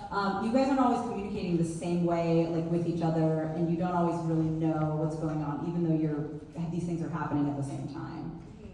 Yeah, I think all of that's happening in the book, which is sweet. You know, we really allow each Tegan and Sara to have their own world, and I think that's important whether you're a twin or not. Especially, I mean, everyone experiences this, but that's a theme in our books because I think young people compare themselves to other people all the time, be it their siblings or their friends, and I think there's room for you to just be your own person and not compare yourself to anyone else.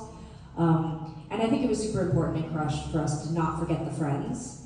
You know, like Tegan's character, like her best friend is Noah, and that is just a plain old simple, awesome friend who, you know, Tegan adores Noah, and Noah adores Tegan, and they're obsessed with each other, and they love each other, and there's no romantic feelings there.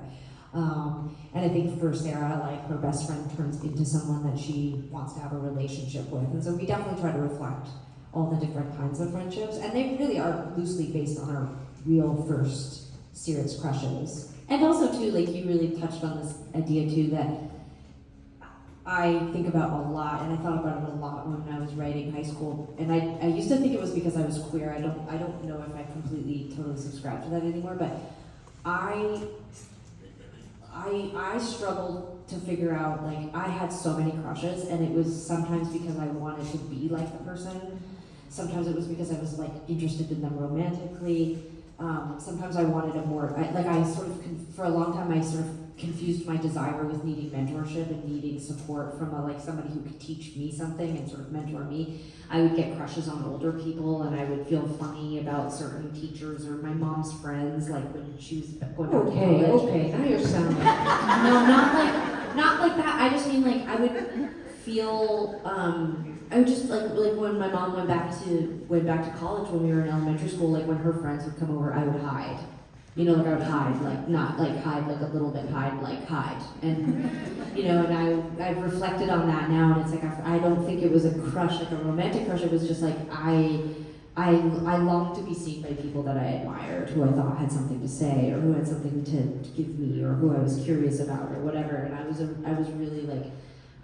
I was really destabilized by humans until I was like in my 30s. Like I just, you know, and I had very curious reactions to people I liked because I was often like really, I was very, very afraid of being rejected, and so I was always a rejecter. Do you want to on this page we well, talk about... I will say this, Krista, who's in this picture with me, she was my best friend and my secret girlfriend all through high school. We started dating actually in grade 9, and she's still my best friend. I was just texting her before we came out here. She's still my very, very bestest friend, and I, you know, through writing these books and also high school, one of the things that I have just unending gratitude to her for is that I really see her as being responsible for teaching me how to not just love, but to receive love.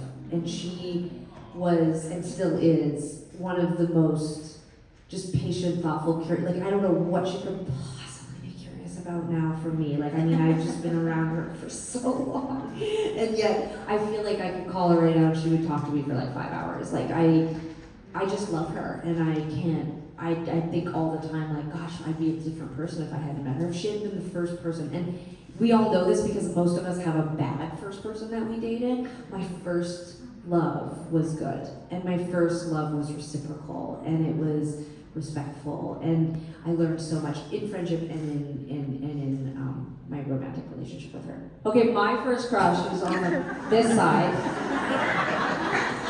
and she was introduced to me by Sarah's crush. They went to high school together. If you've read high school, you know these characters well. I texted her a couple weeks ago and said, we're doing this crush book tour and I need to put a photo of my first crush up, so can I put a photo of you up on the screen? Here's a couple options, and this says everything about our relationship. She wrote back and said, I was not your first crush. That's true. I was just thinking to myself, God, you're so full of shit. No, I know. That's what she taught me, was honesty. And I said, I know, but you're like the first crush I would put up on the screen and talk about. We had a relationship. Whereas all my other crushes, we did not have relationships. And so then this is where we're at. But I would tell this version of that story when she sees us. she's not coming because she got confused on the date, so she's not even coming. So she's gonna miss her and switch up. Who was your first crush, Dustin? My first crush, it was on, I think, the slide, that was, when I came out. It was Like David, the slide, like the slide, yeah. No, like the Google slide. It oh, was wait, the first yeah, page. the first one, the first page. It had my really bad. David Bowie was your picture. first crush? Yeah, David Bowie in Labyrinth specifically. Oh, hell yeah. Come on, everybody, right? Absolutely. Everybody. Yeah, like The baby. It was really funny when I was asked who it was like immediately I was like, oh yeah, there was something about David Bowie in that. I was just like, I was Sarah. I was doing the thing. Sarah. I was looking for the baby with him. It was all there. Sarah. Yeah. And I had to be. I've seen it thousands of times.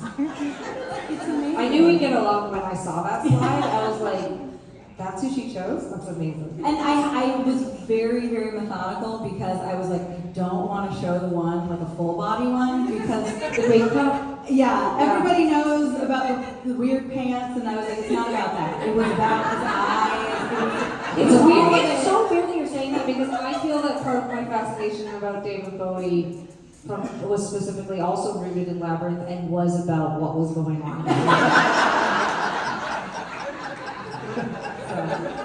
I do think You guys all be Googling things if you're not handling this out. who is your first, like, you don't have to use the real name, but like, do you remember like first time you got, not like I'm dating this Like a person, human that I like a real crush, like maybe Unless it was David Bowie. in which case that's amazing. Like, why are we being interviewed by you? Well, I was actually trying to think of like a really specific person, but my problem was I was insanely crushy. I had crushes on every boy, like in the class. I would have these really elaborate stories of why they were in love with me. I was like, well, he lent me his pencil, so, we're gonna get married. I was really like that. I was the kid that, like, even in like, fourth grade, I remember I had this very elaborate plan about like kissing this boy that I had a crush on behind the portables at school, like between, classes or something. It was very intense and real. That's how I know I'm gay. This story. When I watch a straight person talk about, specifically, someone talk about liking boys when they're in fourth grade, I'm like, that's how I know. It's not, like, I just know, because I'm like, oh, See, and I'm like, okay, so like, I was like, oh god, I have a boyfriend, they're gonna want to kiss me. I'm gonna get hurt, so I don't have to go out there, or like, I'm gonna get attention. I always think of how, and like Tegan and I did not develop any skills to avoid dating boys. So we dated since grade 3. My first boyfriend was in grade 3. So from grade 3 until grade 12, I continued to date boys, and I treated it like it was A job. Like I was like, and now I must date Ivan for 3 months. And now we're broken up. Okay, how long can I wait before the next one? Oh God, it's Jason. Okay. Crazy.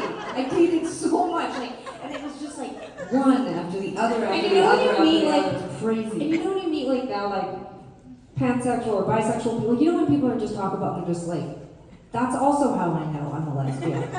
It's because I never had, like, it wasn't like I was like, well, there was this guy, but then this girl, and that's how I knew. It was like, I never liked guys, but it was so weird. It's like compulsive, the crushing. Like, I remember girls would call me after school and be like, oh, this person has a crush on you. Do you have a crush on them? And I would be like, yeah. And just feel sick inside about it. Like, see, and I had but that's the things that I feel like this was one of the things I grieved about childhood and adolescence, is that I had crushes on girls all the time, and they were so complex because, Girls, I'm But saying boys, but someone it was was- calling me and saying, I think a girl has a crush no, on I you. know, but imagine Cast you've been out. allowed to. Is what I'm saying. But you're like, the pencil case thing, I'm like, wow, I had this fantasy, I think based on that movie Toy Soldiers, that there was some kind of complex situation that happened at the school, and then I had to save my crush by going through those push-up ceiling things, like, and I got somehow managed to get her up inside the ceiling. That's how I know I'm kidding. It's what I have to save her from some kind of like political terrorism when I was in elementary school. Get her up through those 90s push tiles, and then crawl through the ceiling to safety. Beautiful, beautiful story. I had no idea we were gonna go there. I love it. Should we do some Q&A? Yeah, we should do some Q&A. Okay, so there were some questions that were sent in ahead of time. Too many. Like, you wish you could ask questions now, though. Like, isn't it? We're not gonna do that. But we started later, so I hope we're okay. We're fine. Okay, We're fine. all right. We're still up here. They were just. I mean, walking. people will start leaving. Yeah. Okay. Let yourselves out Okay. if you want to. So first question: while writing the book, did any emotions about middle school get dug up that you suppressed over the years? Good question. Or memories that you've forgotten about that the other has reminded you of? That's a really good question. So I liked this question. I chose this question partly because I asked like you. You'd be surprised. But I feel like I knew that was coming. That's right. I did choose the questions, but I didn't tell them the questions. I chose this one because I actually wanted to bring up that like this has been such an interesting process because with high school we were really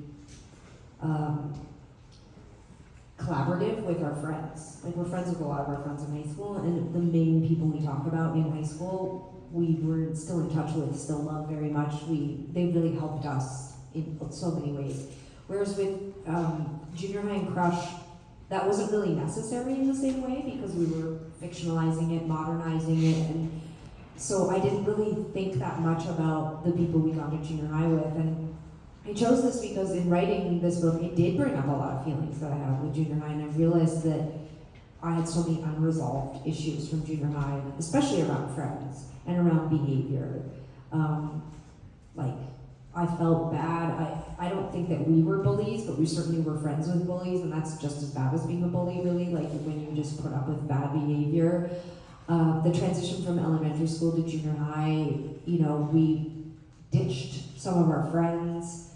Wow, I know this doesn't feel consensual. I don't need you to like just explore all your deep, dark, gonna get us canceled thoughts live on stage in Seattle. It's not gonna get us canceled. I think it's like, I think that it was really interesting because I specifically one time shared this thing. No. I don't think we did anything that bad. I think we were just kids. I think we were preteens. I think we were teenagers. I think hormones and emotions and feelings took over. And I think what this book uncovered was I actually had like a lot of unresolved stuff, and most of the people that I have that with, I'll never talk to ever again because I'm not going to be friends with them, and I'm not going to reach out to them to talk about something that happened when we were 12. But you like still think about it. I think this book was a process of me acknowledging that, and I think if I could go back and do it all over, the book that I would want to write, the publisher would never have made. Like published, because I think that there's accountability and feelings that I have that couldn't go in the book because that's not what the publisher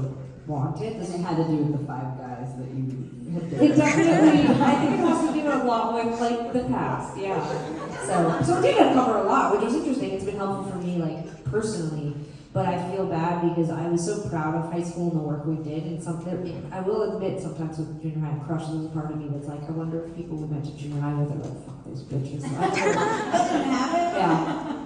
And that's why we pushed so hard in the language around the book to call it fictionalized or lightly fictionalized or like autofiction, because this is really not what actually happened in junior high, but it's peppered with real experiences, and it, especially Crush, really tells the story of our early career, but it is not what happened in junior high. We are far from sweet, perfect, like careful teenagers. We were not like that. But I think that's a really generous thing that you did for yourself and you did for the other people at that time, because it was so long ago. You were all still, you know, learning about yourselves and figuring stuff out. Like, it's, instead of like fictionalizing it, like avoiding things. It's like I think it's more about like we're gonna make this a little bit easier, a little bit softer, a little bit more fun. I think that that's fair. We also thank you for the permission. We could also get away with, like, there was a real consenting, like, excited, fun, collaborative vibe with our high school friends when we were like, we might talk about, like, drugs, or we might tell some funny stories, or, like, even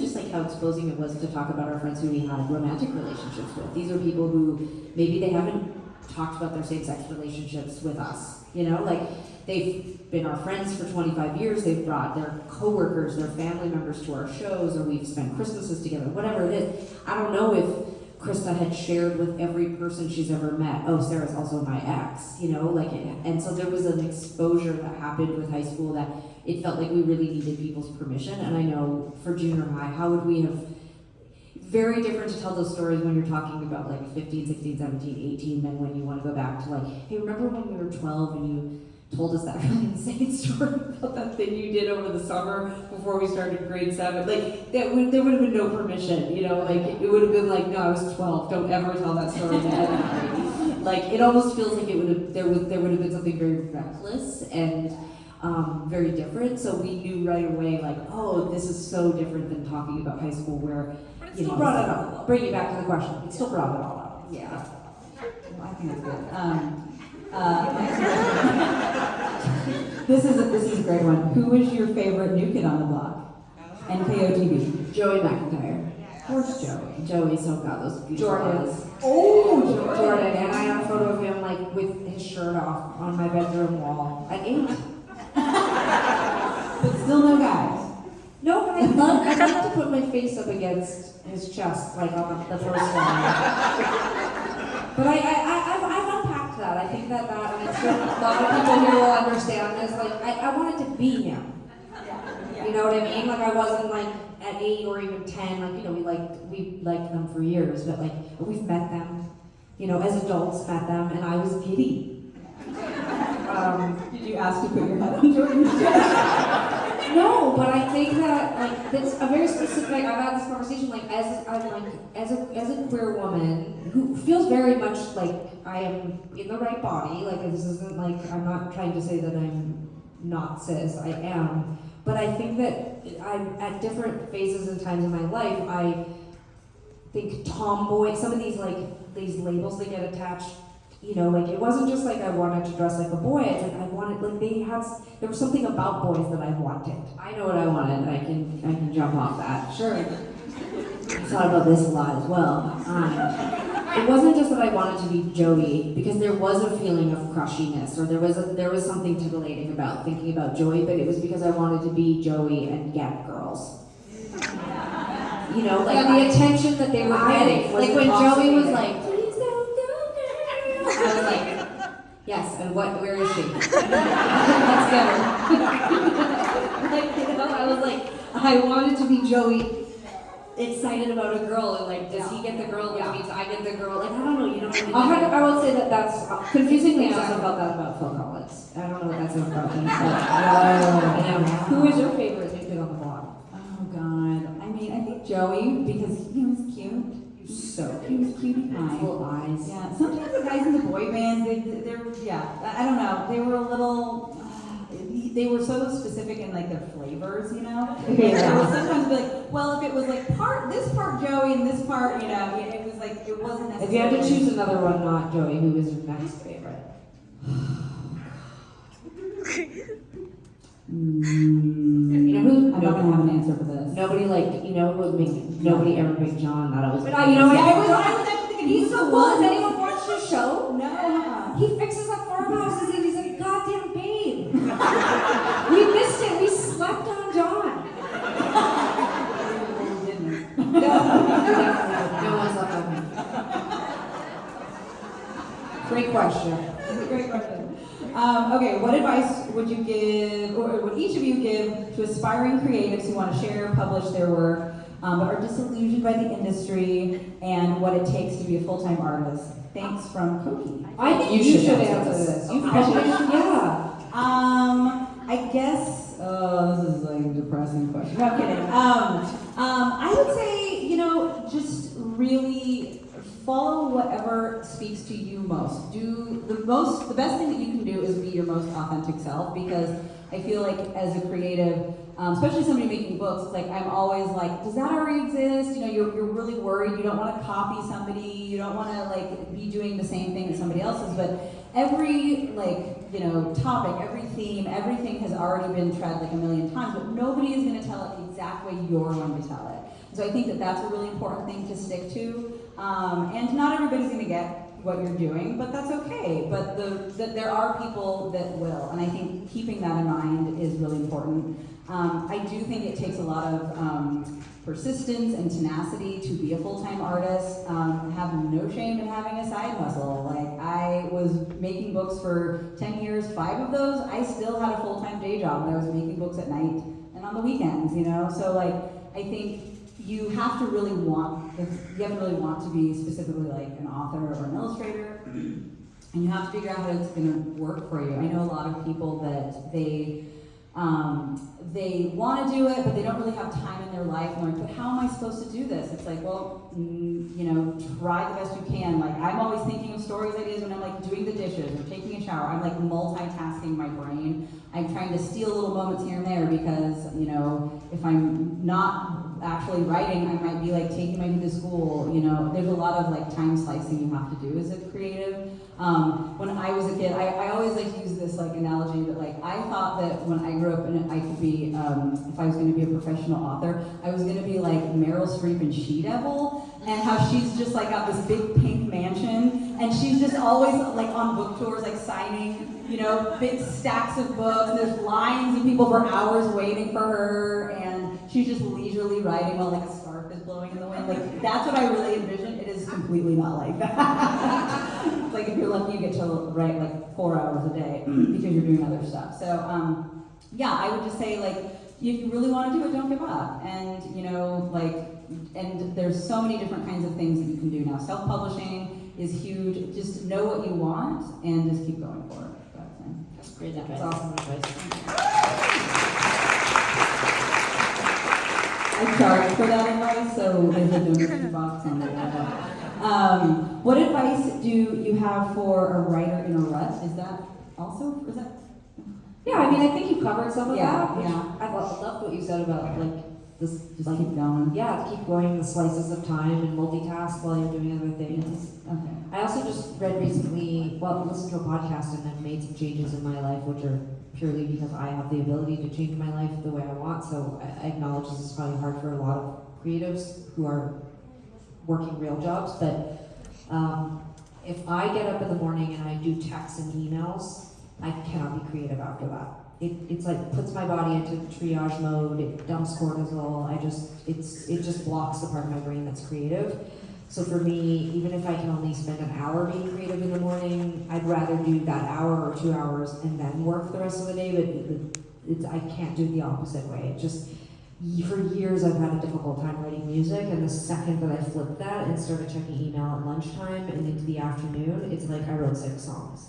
So I know that's impossible for a lot of people, but I've heard from some other creatives and writers that they get up an hour early and that's when they do their writing, because they're like, yeah, the second I'm into mom mode or work mode, I just am no longer interested in being creative. Just being like intentional, like time blocking, and then not doing the really like draining stuff first. Yeah, so very specifically this podcast talked about like when you do email or respond to text, when you're basically going through a to-do list. They call it triaging, and it literally activates a different part of your brain than the part of your brain that's creative, and it dumps cortisol.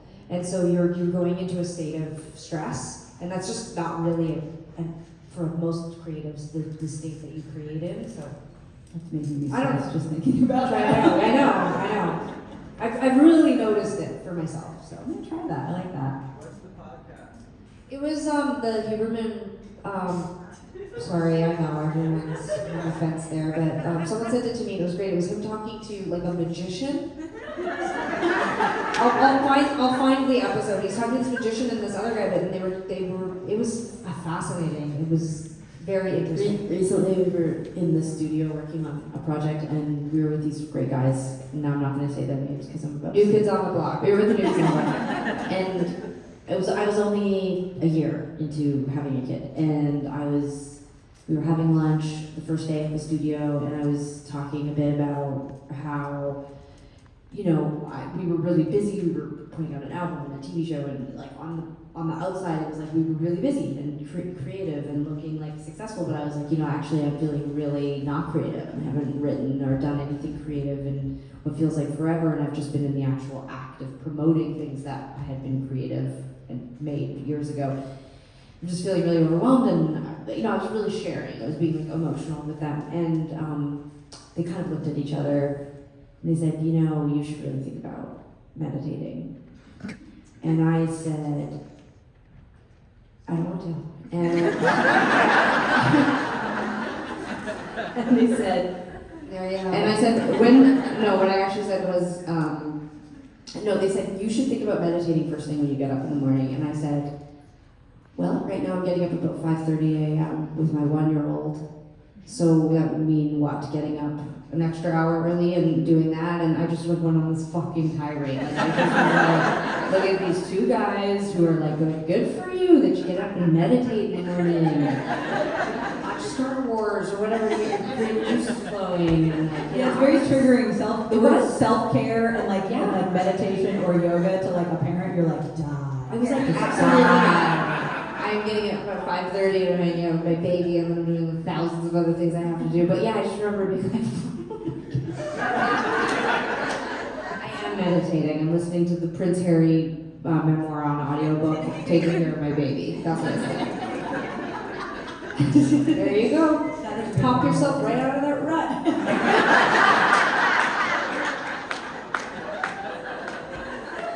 I actually think what's going to get me off the internet is those videos, and they're all very done with the best of intentions, but just right now self-help videos where they're like, look guys, this is just what I do. I mean, it's cobbling together a bunch of advice that I saw on here, the internet, TikTok.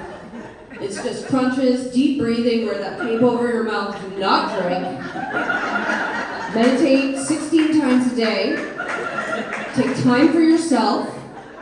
You gotta put you first. You gotta listen to these podcasts. Also, you can only eat raw food. It's gotta be organic, but not the organic from the stores that are close by your house. You have to go to a farm. It's just once a week. And it's just like by the end of the thing. And then they're like, don't forget your stretching before bed. And then one more meditation. And then do not have your cell phone near your bed. It's gonna take, don't wear those AirPods, you're gonna get a tumor. It's just a little bit of advice that works for me. I hope somebody got that clip and put it on TikTok. And you know what, it's all good advice, but it used to be, this is the other problem, this is my last thing.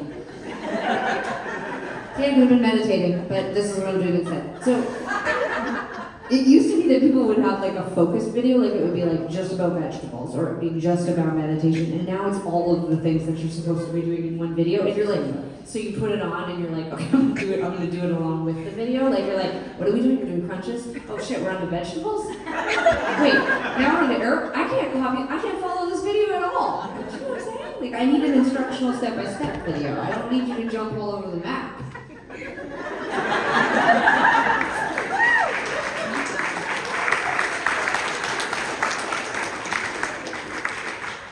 This is where we were innocent. We didn't even know what was going on. They're just asleep. They're meditating. They're meditating. Yeah, it crushed Tegan and Sara go and get trained in transcendental meditation. Very chill. Do we have time for one last question? Okay. Do you have advice for making friends in junior high? It's really sweet. Woo! I mean, do you have to? You're gonna wake them. Okay, what I think is important, I've been thinking about this a lot. I know it's very early in Sid's life to be thinking about this, but I already am projecting some of my own social anxiety when I see Sid in social situations, when he's at the park or... It's her kid. That's my child. And I feel like I am not good. I mean this sincerely. I don't know if I'm qualified or good at giving this kind of advice because I had a built-in friend. Like my whole life, I realized I went everywhere with Tegan, I did everything with Tegan. I never was alone. And so I actually have a really underdeveloped sense of how to make friends in the world. And I actually partner with women who do all of my social life, like social calendaring. I only have one woman I'm partnered with currently. I just who has time for that? I can't even meditate. I'm definitely not polyamorous. Jesus. Barely have time for my life. But so I have always partnered with women who can help me socially get out there because I just have always relied on the social dynamic of the other person in my life, which was Tegan. And so I watch Sid sometimes, and I mean, he's only 2. He's not really even like, it's like he doesn't even understand how to socialize with anyone but me and you know, the adults he knows. But I am so afraid for him to not develop good skills around that. Like I'm already so anxious about it. Where the fuck was the advice? There's no answer. That's what I'm saying. Like, I'm telling you, I'm like a successful adult and I still don't know how to make friends, so I'm definitely not qualified to tell you how to do it. One of the worst, most toxic places to make friends. I have no idea, don't go. Will you drop out? Is there an opportunity to skip junior high? Is it boarding school an option? What about homeschooling? I hear that's fine. Actually, this is, okay. My advice, toughen up, don't have any. Make friends with the teachers. Okay. Sorry. I think that you want to look for people who share some of your special interests or hobbies. So if you like to play soccer, then maybe you want to go with the kids who play soccer. Okay? What about their souls? We don't know anything. Just I know, just hold on. I think also another way that you could project like the kinds of people you're interested in is like if you like a specific band. You wear the shirt of the band that you like, and then maybe other kids who like that band. That's how I made a lot of friends growing up. I think she made a lot of activist friends in grade 8 when she went down to the mall food court, Marlboro Mall, Northeast Calgary, and just people were like, oh damn. Look at her, she's literally wearing a shirt that says no means no, or there is no difference, and so I agree. I co-sign. Let's get some A&W fries and sure. Yeah. And my other advice would be that you'd be surprised how helpful being friends with your parents can be later on in life. So at an age where you're thinking a lot about getting rid of your parents, aka ignoring them, yelling at them, slamming your door, and punishing them for things they had absolutely no part in ruining for you, that you can really lean into them because they could potentially be very helpful. Also, to any young people who might hear this message, remember your parents did go through it. They did go through it, so they might have decent advice. Now, the flip side of that is that I remember in 8th grade, over Christmas holidays, the biggest, meanest bully in school calling me the night before school came back in and saying that she was going to beat me up at school, and I was absolutely terrified, devastated, heartbroken, just like was like, oh my god, my whole life's over, I'm going to get beat up tomorrow, and told my mom. I told my mom, and she was just like, she's not going to beat you up, and that was it, like that was it.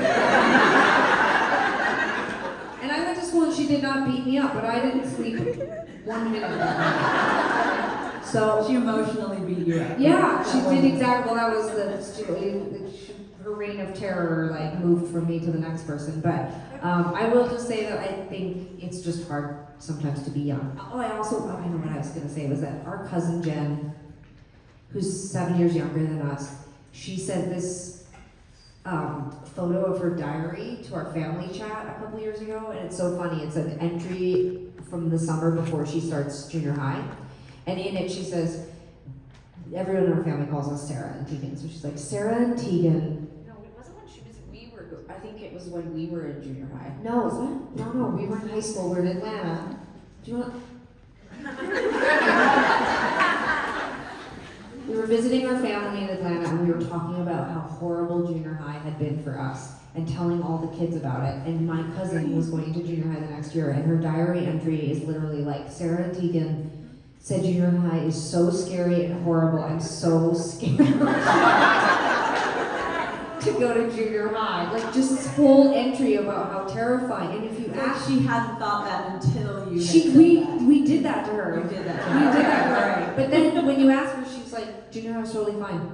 It was By the completely way, fine. that is the difference between parenting in the 80s and 90s. Well, probably all. There's like a certain kind of parenting that's confusing to me because of I just don't think people said anything. And then there was the 80s and 90s where they anticipated, like told you everything. Like I remember my dad, we went to his house one weekend when we were like in elementary school and he just decided to tell us about wisdom teeth.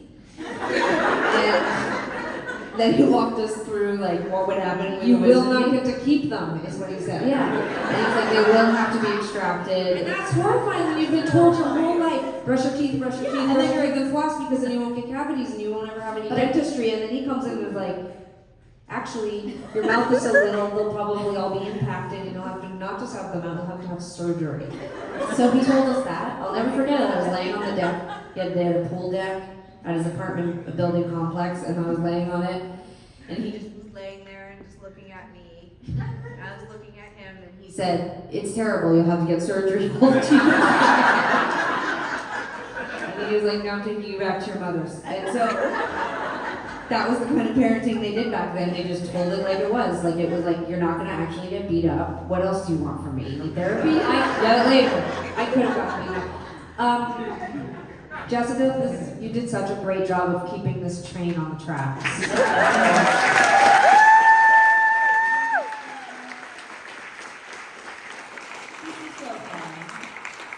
You did, and a round of applause for Tegan for the clicker and the computer. I mean, you witnessed it because you came in. I mean, when we did our tech thing, I was like walking around. I was like, boom, boom, Yeah, boom. she I'm was laying behind my back. Maybe you should have switched the batteries earlier. Yeah, but it wasn't the batteries. It's still like, I don't know what's happening. I'm gonna have to just put the laptop on my lap for the rest of the book tour. And honestly, as a Virgo, that's what I would prefer anyway. I think but I want to just say thank you so much for coming and doing this. I like read Duel because I was like, oh my god, I have to, like, this is a book about sibling. I'm obsessed with sibling books and I just can't recommend it enough. I watched you and your lovely partner sign all of the copies that they have here, so you can. And they both took their time. They actually with the gave us signatures. shit. We're like, we sign like this, Yeah. and they both meticulously signed in a way that was really beautiful. You had a special pen. He's gonna hold up the pen. There it was in his jacket pocket. Yeah, beautiful. The care and attention, but to the signing is indicative of what you find inside. It was just such a beautiful and sweet and funny and just beautifully drawn book. And so you can buy those on your way out the door. And if you haven't been sold on the idea of junior high crush, well, I don't know what else we can do for you, but There's socks for sale out there. there's Tegan and Sara crush socks and t-shirts. This was the first night of the book tour, so appreciate everybody who was. Amazing audience members who came up with it bravely and they used that to Tillie Walden, who collaborated on the book with us, who's not here, we won't see her for a few weeks, but she's incredible and we're just so grateful. So please check out Tillie Walden's books as well and get home safe. Thank you, Tegan and Sara. Okay, Tegan and Sara.